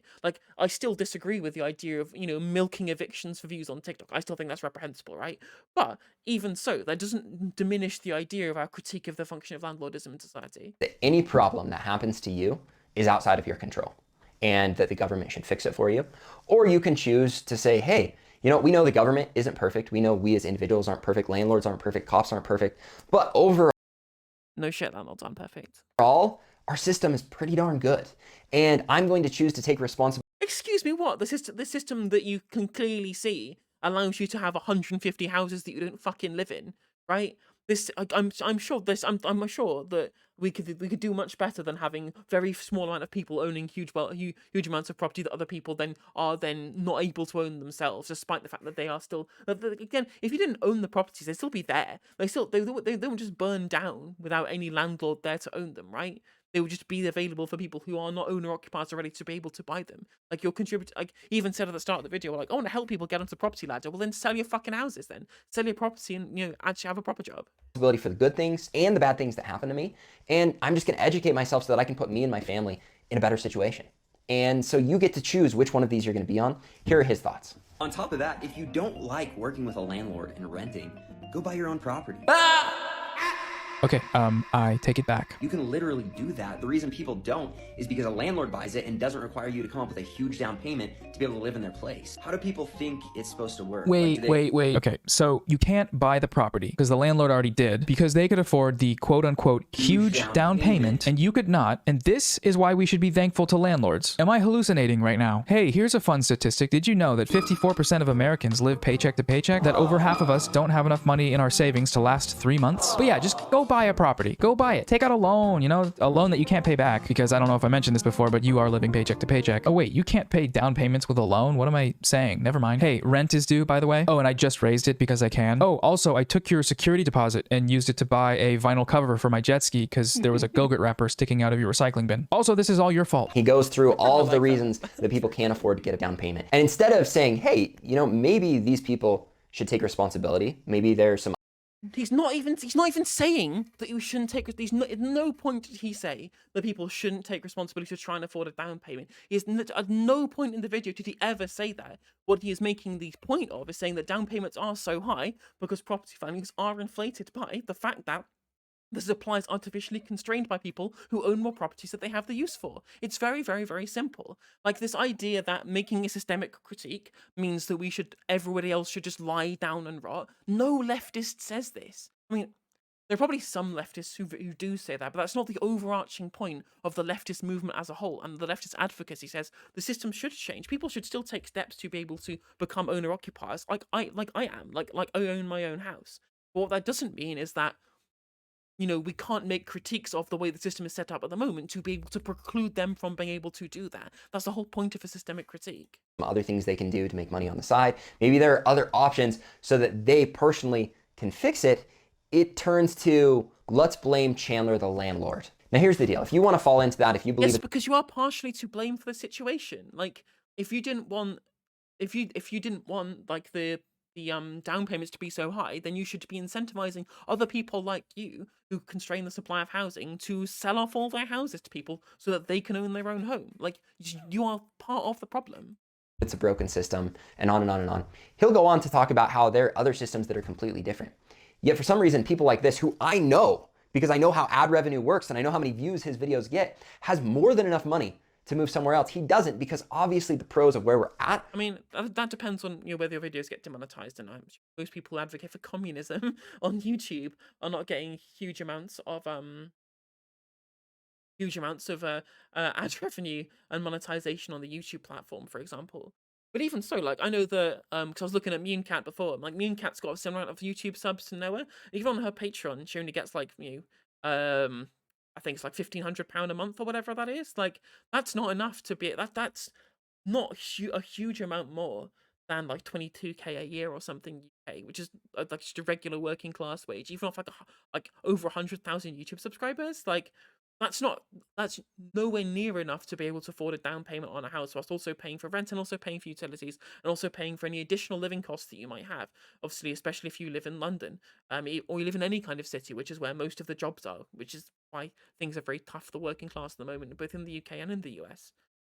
So even with the platform that he has, I wouldn't just say that you're a big YouTuber, you could just afford a down payment without actually looking into the financials of Noah specifically. Are better than somewhere else.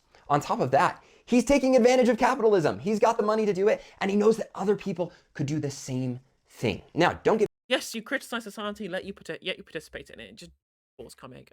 I don't even need to attack that point. me wrong, the stats are bad, and in my personal opinion, here's one of the problems. We just doubled the money that is in play, which means unless everyone's income doubles, by the government trying to help and spending more, that is making everything more expensive. That's making your taxes go up, that's making insurance go up, that's making home values go up. So this guy that's arguing, oh, everything... Yeah, the money's being printed so that large corporations can do stock buybacks and to be able to pay for an incredibly inflated military budget. It's not that's the issue here. And again, this is the same critique the communists would make. Should be covered. Where does he think the money is coming from? How does he think it's going to work? So it's just so frustrating because you can choose to be the victim or not, but that's up to you. People think It's not about, again, it's not about individual victims or not. It's about a systemic critique of a poor system that you are engaging with, Chandler. Supposed to work. Like, do they expect food and shelter and their vehicle and literally anything else that they're going to use in life to just be provided to them? Yes, yeah, you just described the ideal society. It's not like we don't have the resources or the infrastructure or the technological proficiency to provide those things. Oops, sorry, my communism keeps flaring up. I'll go put on my lotion, be right back. Oh, okay. God, this communism cream is so creamy. Food and shelter and their vehicle and literally anything else that they're going to use in life to just be provided to them. So he says we have the infrastructure, we have everything. Guys, I'm gonna eat this alive because the guy just isn't educated. Now, he's very good at sounding educated. He's very good at putting together a video that grabs on your emotions and your heartstrings, especially if you're someone that right now is struggling to pay rent. And I get it, but he's wrong, and we're gonna talk about it. If so, what's the point of life? Like, you just sit around and just have these things that someone else provides for you? What do you do? I know you didn't just use the phrase sitting around in a derogatory manner. As a landlord, sitting around is what you do for a living? Now, he says landlording is what I do for a living. True. How does he Based and true-pilled from Noah Samsen. think I came up with the money to be able to be a But that allowed you the money to purchase the commodity in the first place, right? That's fine. As I said before, working to accrue money to purchase commodities within the current system is fine. That's not immoral. I wonder what you did with the money, though. What did you do with the investment that you made with all those commodities that you bought? Did you hoard something within an elastic supply and then use that to extract rental value? I wonder, Chandler, is that a thing that happened? landlord? Live. You get to live. Imagine, no more stress about the potential of being uprooted from your life each month. You can save money, live better, Papa John's, go read some books, get out into nature, make some art, find hobbies and fulfillment outside of the prison, that is the Starbucks or Amazon packing facility or gig economy app of choice that, statistically speaking, you probably work for. When he proposes that everything is handed to you, and this is something you hear a lot, right? Why would you want all this free stuff? Welfare, man bun, avocado, whatever the fuck. This is always proposed by these people as being a bad thing. And the only reason all of that would be bad is if we were operating under the assumption that people, given resources for basic necessities and left to their own devices, will inevitably become a drain on society, which is just not the case. This argument, it's crazy to me how someone can have it because it doesn't make sense, right? If I have the choice between the government giving me money and me getting to go and surf every day, live in Hawaii, do whatever I want day after day, I think everybody would pick that choice. Am I right? Everybody would take a free home. Everybody would take the opportunity to get out in nature, to go do what they want. But who's going to build the homes? Who's going to provide Uber? Who's going to provide Amazon? Who's going? I mean, an Uber wouldn't really exist in this society, but I actually would have a general critique of this kind of fully automated luxury communism that he's stating here. And I don't think we have exactly the technical proficiency to be able to completely automate every single aspect of everybody's lives, right? To be able to do that. But there is there's still merit to the point at which the level of labor that is engaged in to be able to keep up for the demand for infinite growth that is required by capitalism is not innate to society. That doesn't need to happen. People don't need to be working in Amazon packing facilities to be able to create hundreds of thousands of commodities for people to be able to consume, and then for those commodities to break because of somewhat planned obsolescence, then replace the commodities so they can be worked for by the people, right? This is an unsustainable system. Now, we can still reduce the amount of necessary labor that people have to do. Maybe or maybe Noah's making the Ancom case, and that people will come together to be able to build societies for everybody. If you give people, if you took away the incentive structures of capitalism, people would then there'll be communitarian projects to be able to create the homes in the first place. I do think that's a little bit of a pipe dream, but I do think that the necessary labor that is engaged in is not 40 hours worth a week. It's nowhere near that. Nowhere near 40 hours a week for every single member of society is necessary labor, as far as I'm concerned. That doesn't need to exist. That's a function of a system that's a capitalist system that strives for commodity production and infinite growth, which doesn't need to. Going to make the products? Who's going to deliver the products? Who's going to do everything that gives you all of these things? And that's the problem, is that he takes the idea of commodity consumption and commodity production as like a necessity of society, when for large amounts of time it never really was.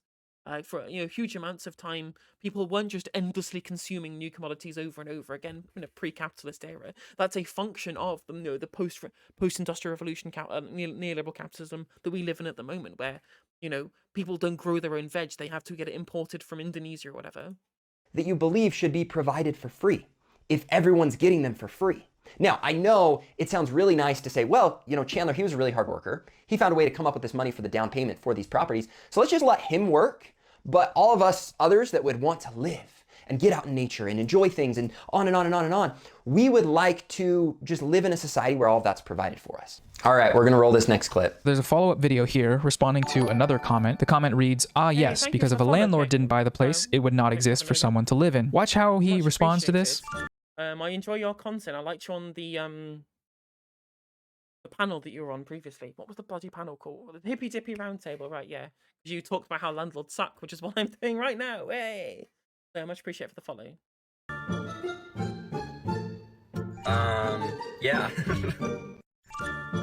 In this guy's brain, the concept of housing can only exist through the medium of a landlord. For him, landlords may as well be a standard feature of human evolution. The first cave folks, they had landlords. Did you not know that? Those little fishy guys, they had little fishy landlords. And of course, who can forget the classic biblical quote, and on the third day, God said, let there be landlords. He's saying, once again, that you should be thankful that landlords exist. Because if they didn't, houses wouldn't. How do you think they'd get built? It's not the builders or the architects or the engineers or the people that actually do the work. No, it's the fucking landlords. It's Chan sitting in his Gary V den being a freak. All right, so if you look past more insults towards Chan and his Gary V den, you see that he admits that someone has to build all of this. Well, let's think about this.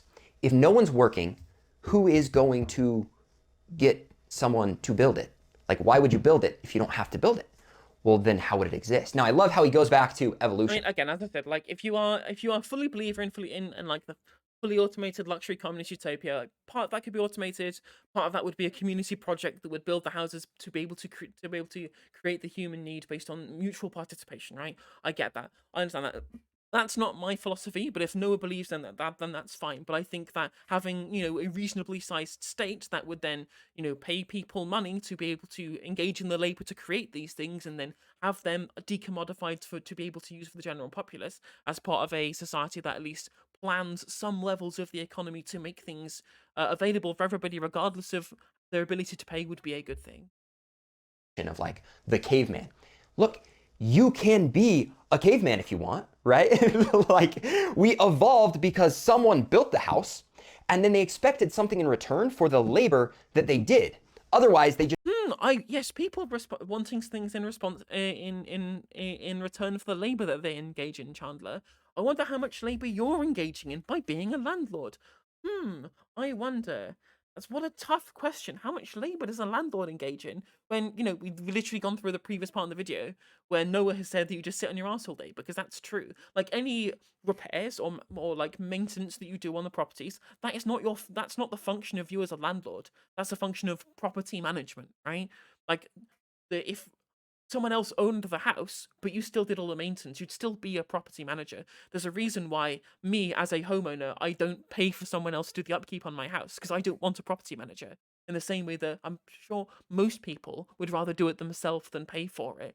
It's just you are making it so that this is gate-kept behind your ownership of the property, and then you generate additional income off the fact that you own it, rather than any kind of labor that you engage in with regards to that. Because then if you wanted to give people itemized receipts for the work that you do on the maintenance, good, fine, absolutely, be a property manager, but you do not need to own the house to be able to do that. just build the house for themselves. Now, if you want housing provided, maybe you should go out in the wilderness and see how you can do that, but you don't have that expertise. How do you think this house appears? Here's how it appears. Right, someone builds it, someone pays them from something else that they've brought value to their community so that they can now have it. Because if you're not bringing any value, why should you get the benefits of someone else's value that they've brought? Well, someone builds it. Okay, so someone pays the builders, they engage in the labor, they get remunerated. That's good, right? We understand that someone had to pay for the building to be able to be put into the face in the first place. Right, okay. The governments are accountable because they're democratically elected. That's the whole point of government. Then someone else buys it, then someone else rents it. They have okay, someone else buys it, right? Okay, so how much work is the person who does the buy it? The person who buy it, how much work does the person who buys it do to earn the rental money? They do little, because at the end of the day, they still have the asset wealth of the commodity, which is essentially the remuneration in currency that they've got for the labor that they've engaged in to earn the money to be able to buy the property in the first place. So that's fine. You own the commodity. That's what you've purchased with the labor that you've engaged in. Have built value somewhere else, and now they're providing value, which is the home that was built by someone else for you to rent as an individual. No, they're not providing the value. Just because you're the middleman, you're not adding additional value to the commodity as it exists. As a tenant. Now, this next comment, I think, epitomizes his whole argument. So if you believe this comment, you're going to be on board with his argument. It says, I love how people think that housing isn't a right, despite the fact that we're the only species on Earth that pays money in exchange for housing. What other species? I mean, I think that comment is stupid. What we should actually say is that it's at the bottom of Maslow's hierarchy of needs. Everyone needs shelter, and in a commodified society, which we do live in under capitalism, that land is owned by people privately.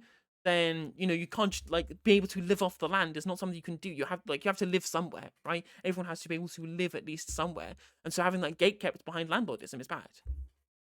On Earth has created housing. I mean, I've seen badgers dig holes down in the ground, which they would consider. They're called sets, but yes, that's true. Homelessness. I've seen chimps put a couple leaves over them for the rain while they're living in trees, but I don't think there's any other species that has actually developed or brought the value of a home. It's like... Yeah, no landlord has ever created the value of them because they don't build the fucking thing. They just own it. They just own more than they need and then use the fact that they own it to generate money for doing nothing. I don't understand how someone's brain can work in this way, where they don't recognize that we live in an awesome place in the United States, where as long as you bring value, you can get the benefit of the other value that people bring. But when you switch to the point where you think you shouldn't have to bring any value, and yet you should get the benefits of everyone else's value, how could a society like that work? Now, I know they're used to their parents paying their bills. I know they're used to the government paying their bills. I know they're used to all of these other people who are motivated, who are driven, who are trying to progress every single day because they know doing things to bring value to other people is what actually brings value to you. That's what makes you happy. That's what makes you feel good. That's what life is about, is going out and finding how you... Look, no communist says that capitalism just... the things that are created by capitalism are bad inherently because they come from capitalism, right? Even anyone with a basic understanding of classical Marxism understands that the value chain that is created by society, the level of productive forces that are generated through the commodity production of capitalism is necessary. It's necessary for communism. It's necessary to have that, to engage in that, to be able to create these structures in place to be able to create communism, right? Every communist who has a basic understanding of Marxism should understand that, and if they don't, they don't understand Marxism properly, right? But that's why places like the Soviet Union and the People's Republic of China failed, because they didn't go through that. Even Lenin understood that before he died, which Stalin then, in his stupidity, then rolled back. He understood that you needed this level of capitalist engagement to be able to create the productive forces necessary for a capitalist economy. That's why the Deng reforms were so powerful in creating China into an economic superpower, because he at least understood what productive forces are available. Now, I'm not a fan of China. I'm not a fan of the system that they engage in, and I think they should do what they do differently. But that doesn't mean that, if capitalism just went away now, we wouldn't then be able to use the productive force of capitalism to create an equitable society under communism, or at least something, some kind of socialist system, even if it's not true communism. You can bring value to other people. And that's the other thing that's hilarious to me about his argument, is he's going to go and say what a scumbag person I am, when I don't advertise how I give back to my community. I don't advertise the amount of money I do, and I never will. But I can promise you, if he came to me and said, Chandler, I'll bet any amount of money that I give more back to my society, more back to my community than you did, I would say that's total bullshit. And I would bet any amount of money that it's not true, because guess what? The only value that this guy brings... How limited was the food in the Socialist Federal Republic of Yugoslavia? Tell me now. ...to the world is helping other people to not bring value to the world and feel justified in it. And you can tell by all of the comments, by the go kill yourself email I got on Christmas Eve at 11 p.m. that all of these people are... Again, do not endorse death threat emails to Chandler. Do not do this. Future YouTube viewers, current Twitch viewers, do not do this at all. I do not condone that. That is bad, right? But, again, I am saying, previously as I mentioned before, that it is the fact that you are gatekeeping housing behind your overconsumption of this commodity far beyond your use value that people have an issue with. right? That's the issue, and at no point has he engaged with this point at all in the entirety of this video. Bad. They're miserable. They're unhappy, and yet they think that. What's socialist about Venezuela, cause? Tell me a single socialist thing that goes on in Venezuela, right? Because 70%, or say 66% or whatever it is, of the economy in Venezuela is still owned by the private sector. Like, that's more than Norway, for fuck's sake. And Norway's doing pretty well for itself. Blaming it on someone else, that someone else is the problem, and blaming it on them is going to be solution, when the reality is they need to say, you know what, maybe I need to step back and find a way to bring more value to my community. Maybe I need to go out and get a job, and if it's not paying me well enough, I need to get a better job, or I need to get a side hustle, or I need to find a way to bring some form of more value so that I can have more value in return. Because if Like, I do find it frustrating when you get these kind of ancoms who make content without properly elucidating on the kind of worldview that they look at and just say, well, everything should be free, because it allows this kind of like base level critique from somebody who just says, well, that doesn't work because, you know, this is how capitalism functions, rather than having a look at a future society and what that might look like, rather than what would be better, like what the end of Noah's video, which is a critique of Noah. If you're watching this in the future, hello Noah, I like you, I like your content, well done.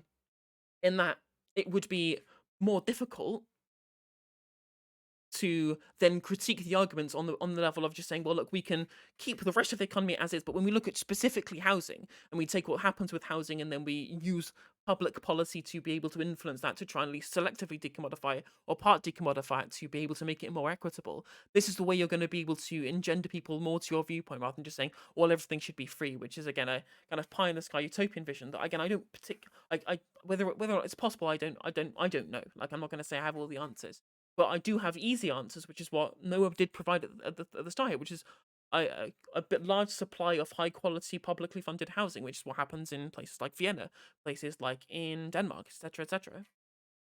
if you don't believe And what we used to do in the UK, like, I live in an ex-council house. It's really good. in that, then how does society ever work? If everyone fell into this mindset, it wouldn't work, because Okay, well, you literally know nothing about Venezuela. You haven't got a fucking clue about one. You don't know anything about the economy of Venezuela. Like, at least if you're gonna try and opine about something, like, you get a fucking basic understanding of how it works. someone has to do something that brings value for there to be value. Now that I've vented, this is the last clip I'm going to run.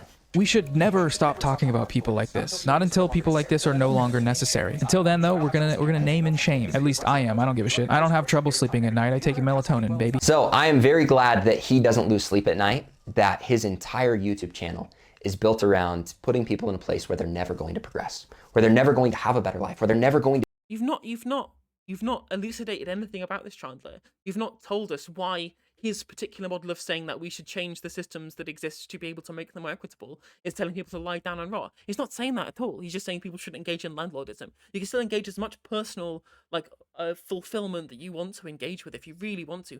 Absolutely. Like, Noah's clearly at the start of this video said that he would like it so people can buy their own property. He said that he wants people to be to make the best that they can of their situation, whilst also making a systemic critique and then morally impugn people who make content like Chandler does.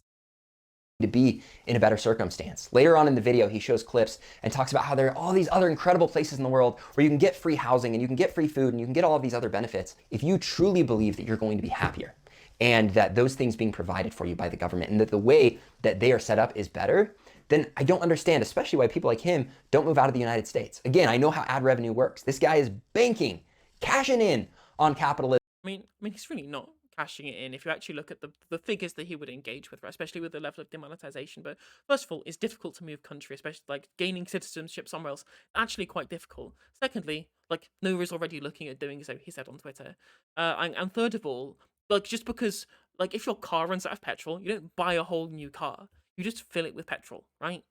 Like, that's, like, you don't just say, well, if this country is bad, so I'm just gonna say that I'm just gonna not critique it at all and just move elsewhere. No, you can still make the country better. Like, you can still just fix the things that are wrong. When it comes to the fact that he's getting paid in ad revenue every month and has more than enough to move to one of these places. Wouldn't be a problem for him. Yet he chooses to stay here, and my guess is because he knows the things that are here in our community, in our society, are better overall. Now, we've got pros, we've got cons, but if it's really so bad, I'd love to see this guy do something about it. At least for one thing in your life, take action. If you truly believe their structure. Well, that's the what do you think his YouTube channel is for? His YouTube channel is to tell people what things should be better than the systems they are now, and then get them to support them politically in the future. What do you think he's doing by having an audience? Is better, go there. and then return and report, come back to us and say, hey, guys, I've experienced it. The pros outweigh the cons. All of you other people that love hanging out in your parents' basement, Absolutely right, Josh. Like, this is the happiness statistics prove it too. playing video games, complaining about how terrible landlords are, come over with me. It's awesome. But here's the problem. If that does happen, and if it is true, if it is better, you're going to reach a point where that society crumbles. Because if you have a ton of people not bringing value, expecting value in return, it doesn't work. I don't care What, like fully automated luxury communist utopia does he think Noah can move? how you try to argue it, how you try to say that we've got people that could make it work. It doesn't work. And guys, that is my video. Now, there's one last thing that I want to add to this video. I do not want a single... Okay, so he's not even going to address, like, the public housing policy that Noah put at the end of his video, right? It's just going to be, oh, you said mean things about me, so I'm going to show you why I have another side to the TikTok that I posted, rather than actually engaging with the substantive policy proposal that Noah put in place at the end of the video. Person that watches this video to go and say anything crude or rude or cruel or mean or threatening or anything to him or to anyone in his comments, because the reality is they're hurting, right? They're flawed in the way of thinking, and I hope that you try to find people that are thinking like this and you try to help them. The one other thing that I want to say is that eviction video from 2 years ago, I do, in my heart of hearts, still feel justified in sharing it because I got burned. I got taken advantage of. I lost a lot of money in that situation. Even now, and granted, I've... The poor landlord got taken advantage of by the bad poor people. Oh, I'm just gonna cry into my millions of dollars. Yeah, I don't give a shit. probably made a good chunk of money in ad revenue off of those videos. So I'm probably at break even financially, and it was a learning experience. But that was horrible for me. That was hard. That was not fun. But I will say the way that I handled it, and I've said this in other videos, I'll never do it again. You won't see another eviction video where I show up and interview someone because there was something that felt wrong about that, even after all the terrible things that they did to me. Then delete the fucking video, Chandler. Just delete it. And there were things within that video that I did wrong. I'm human, I made mistakes, and I was scared. You can see I was shaking in the video because it got pretty gnarly. And so I want you to know, I'm not going to say that I wasn't wrong in going into that circumstance and doing what I did, and I'm not going to do it in the future. However, was it a learning experience, and am I going to continue to share those videos and talk about them if I'm approached on them? Yeah, because I hope other people learn from the experience. They learn how to evict better. At least we've come to some kind of accord that, like, eviction misery porn is not good, right? At least Chandler's learned something from it, but again hasn't actually. This man really makes Mao look better. I couldn't possibly comment. To be fair, I am more of a Ho Chi Minh than a Chairman Mao fan when it comes to land reform. And even then, Ho Chi Minh admitted the mistakes that he made, which is far more based than Mao ever was. So that their other tenants get taken care of better, because that sucked for both tenants in those units. It was a major learning experience. Now, if you guys enjoyed the video, remember to smash the like button, subscribe to the channel. It was so frustrating that he just didn't even bother to have a look into the critique, the level of public housing somebody could engage with at this point. It's very kind of frustrating that just kind of took like a lot of the further points about Noah's kind of communist viewpoints, but then use that to be able to not engage with at least some of the social democratic points that he was making at the end of the video. Because again, these are substantive policy proposals that we can put into place now to make it better. But of course, Chandler won't show you that because his bottom line depends on governments not implementing additional public housing support to be able to control rental prices overall. So yeah, understandable. Like, partly because look, really good affordable public housing, it's like that is against his business interests. Frustrating, I know, but and you don't even need to go away, experience, and then come back. You can just look at, like, as Josh said, you should have a look at the reports of how happy people are, the level of social mobility, like the level of overall equality that's happened in the society, and the society say, well, that's better than what we do here. Unfortunately, America's can be very resilient to change because it's so beholden to capital interests based on the kind of people who control the media, who then use that to be able to push certain narratives, to be able to get certain people into the positions of policy power to be able to distribute policy. It's good that we have people like AOC and people like Ilhan Omar and Bernie Sanders, at least somewhere near government, to try and push policy in that direction. But America is so far from ever having anybody in power who's going to be able to put even like moderate social democratic reforms in place to make things better.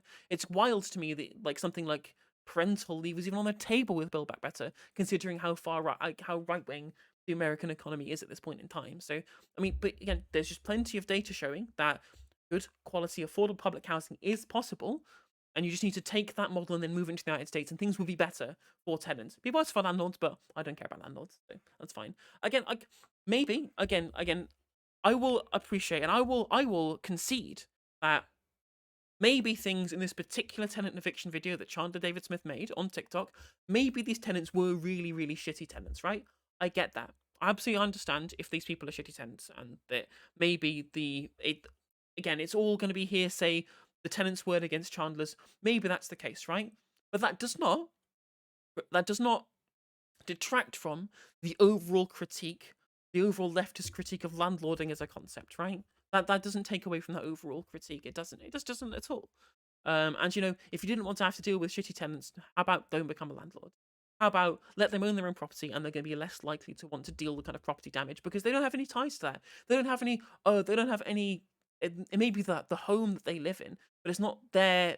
It's not their asset. It's not something that they're paying for you to own that property rather than to be able to pay off the mortgage for you, rather than them being able to pay towards something that they own themselves. And that's at least something that I agree with Thatcher, who wanted to at least put housing into people's hands so they had a personal thing that they could use themselves. I actually agree with Thatcher on that point.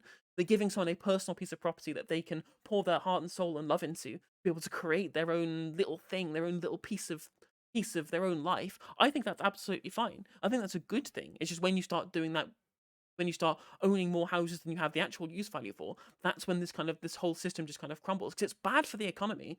Having people who just move money around and use that to make money is bad, because they don't provide any economic productivity in the same way that somebody, at least people who own factories, produce commodities to be able to, for other people to then consume. Whereas landlords produce nothing, they do nothing, they sit on their asses and take money from economically productive people, because who's people who consume the most commodities in a neoliberal capitalist economy? It is the working class. They are the biggest consumers. And by taking a third of their paycheck, more, possibly 40%, 50% of their paycheck every month, it makes them less likely to be able to contribute in an economically productive capacity within that society. So it's bad that so much money gets taken in rent every month.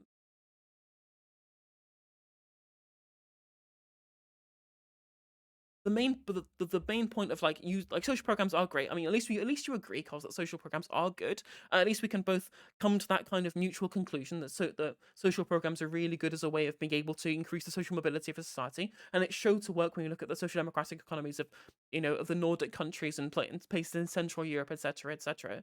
But you can still use government policy to be able to deal with market failure, and that's what we are dealing with housing at the moment. We have market failure, and landlords are to blame. True, if you make transport free they made transport free in Luxembourg, of all places, and it also means people are less likely to own cars. If you can travel for free on public transport, why would you why would you own a gas guzzling car and continually pump money into the automobile industry if you could just get public transport for free, and then everyone and use it free at the point of use? I agree with what Luxembourg did there, or at least heavily, at least much cheaper, and also again publicly run, because the private ownership of things like the railways and the bus programs in the UK has been absolutely fucking disastrous. Exactly. Like the fact that social programs reduce crime just makes society, it even makes society better for people who are being taxed on it.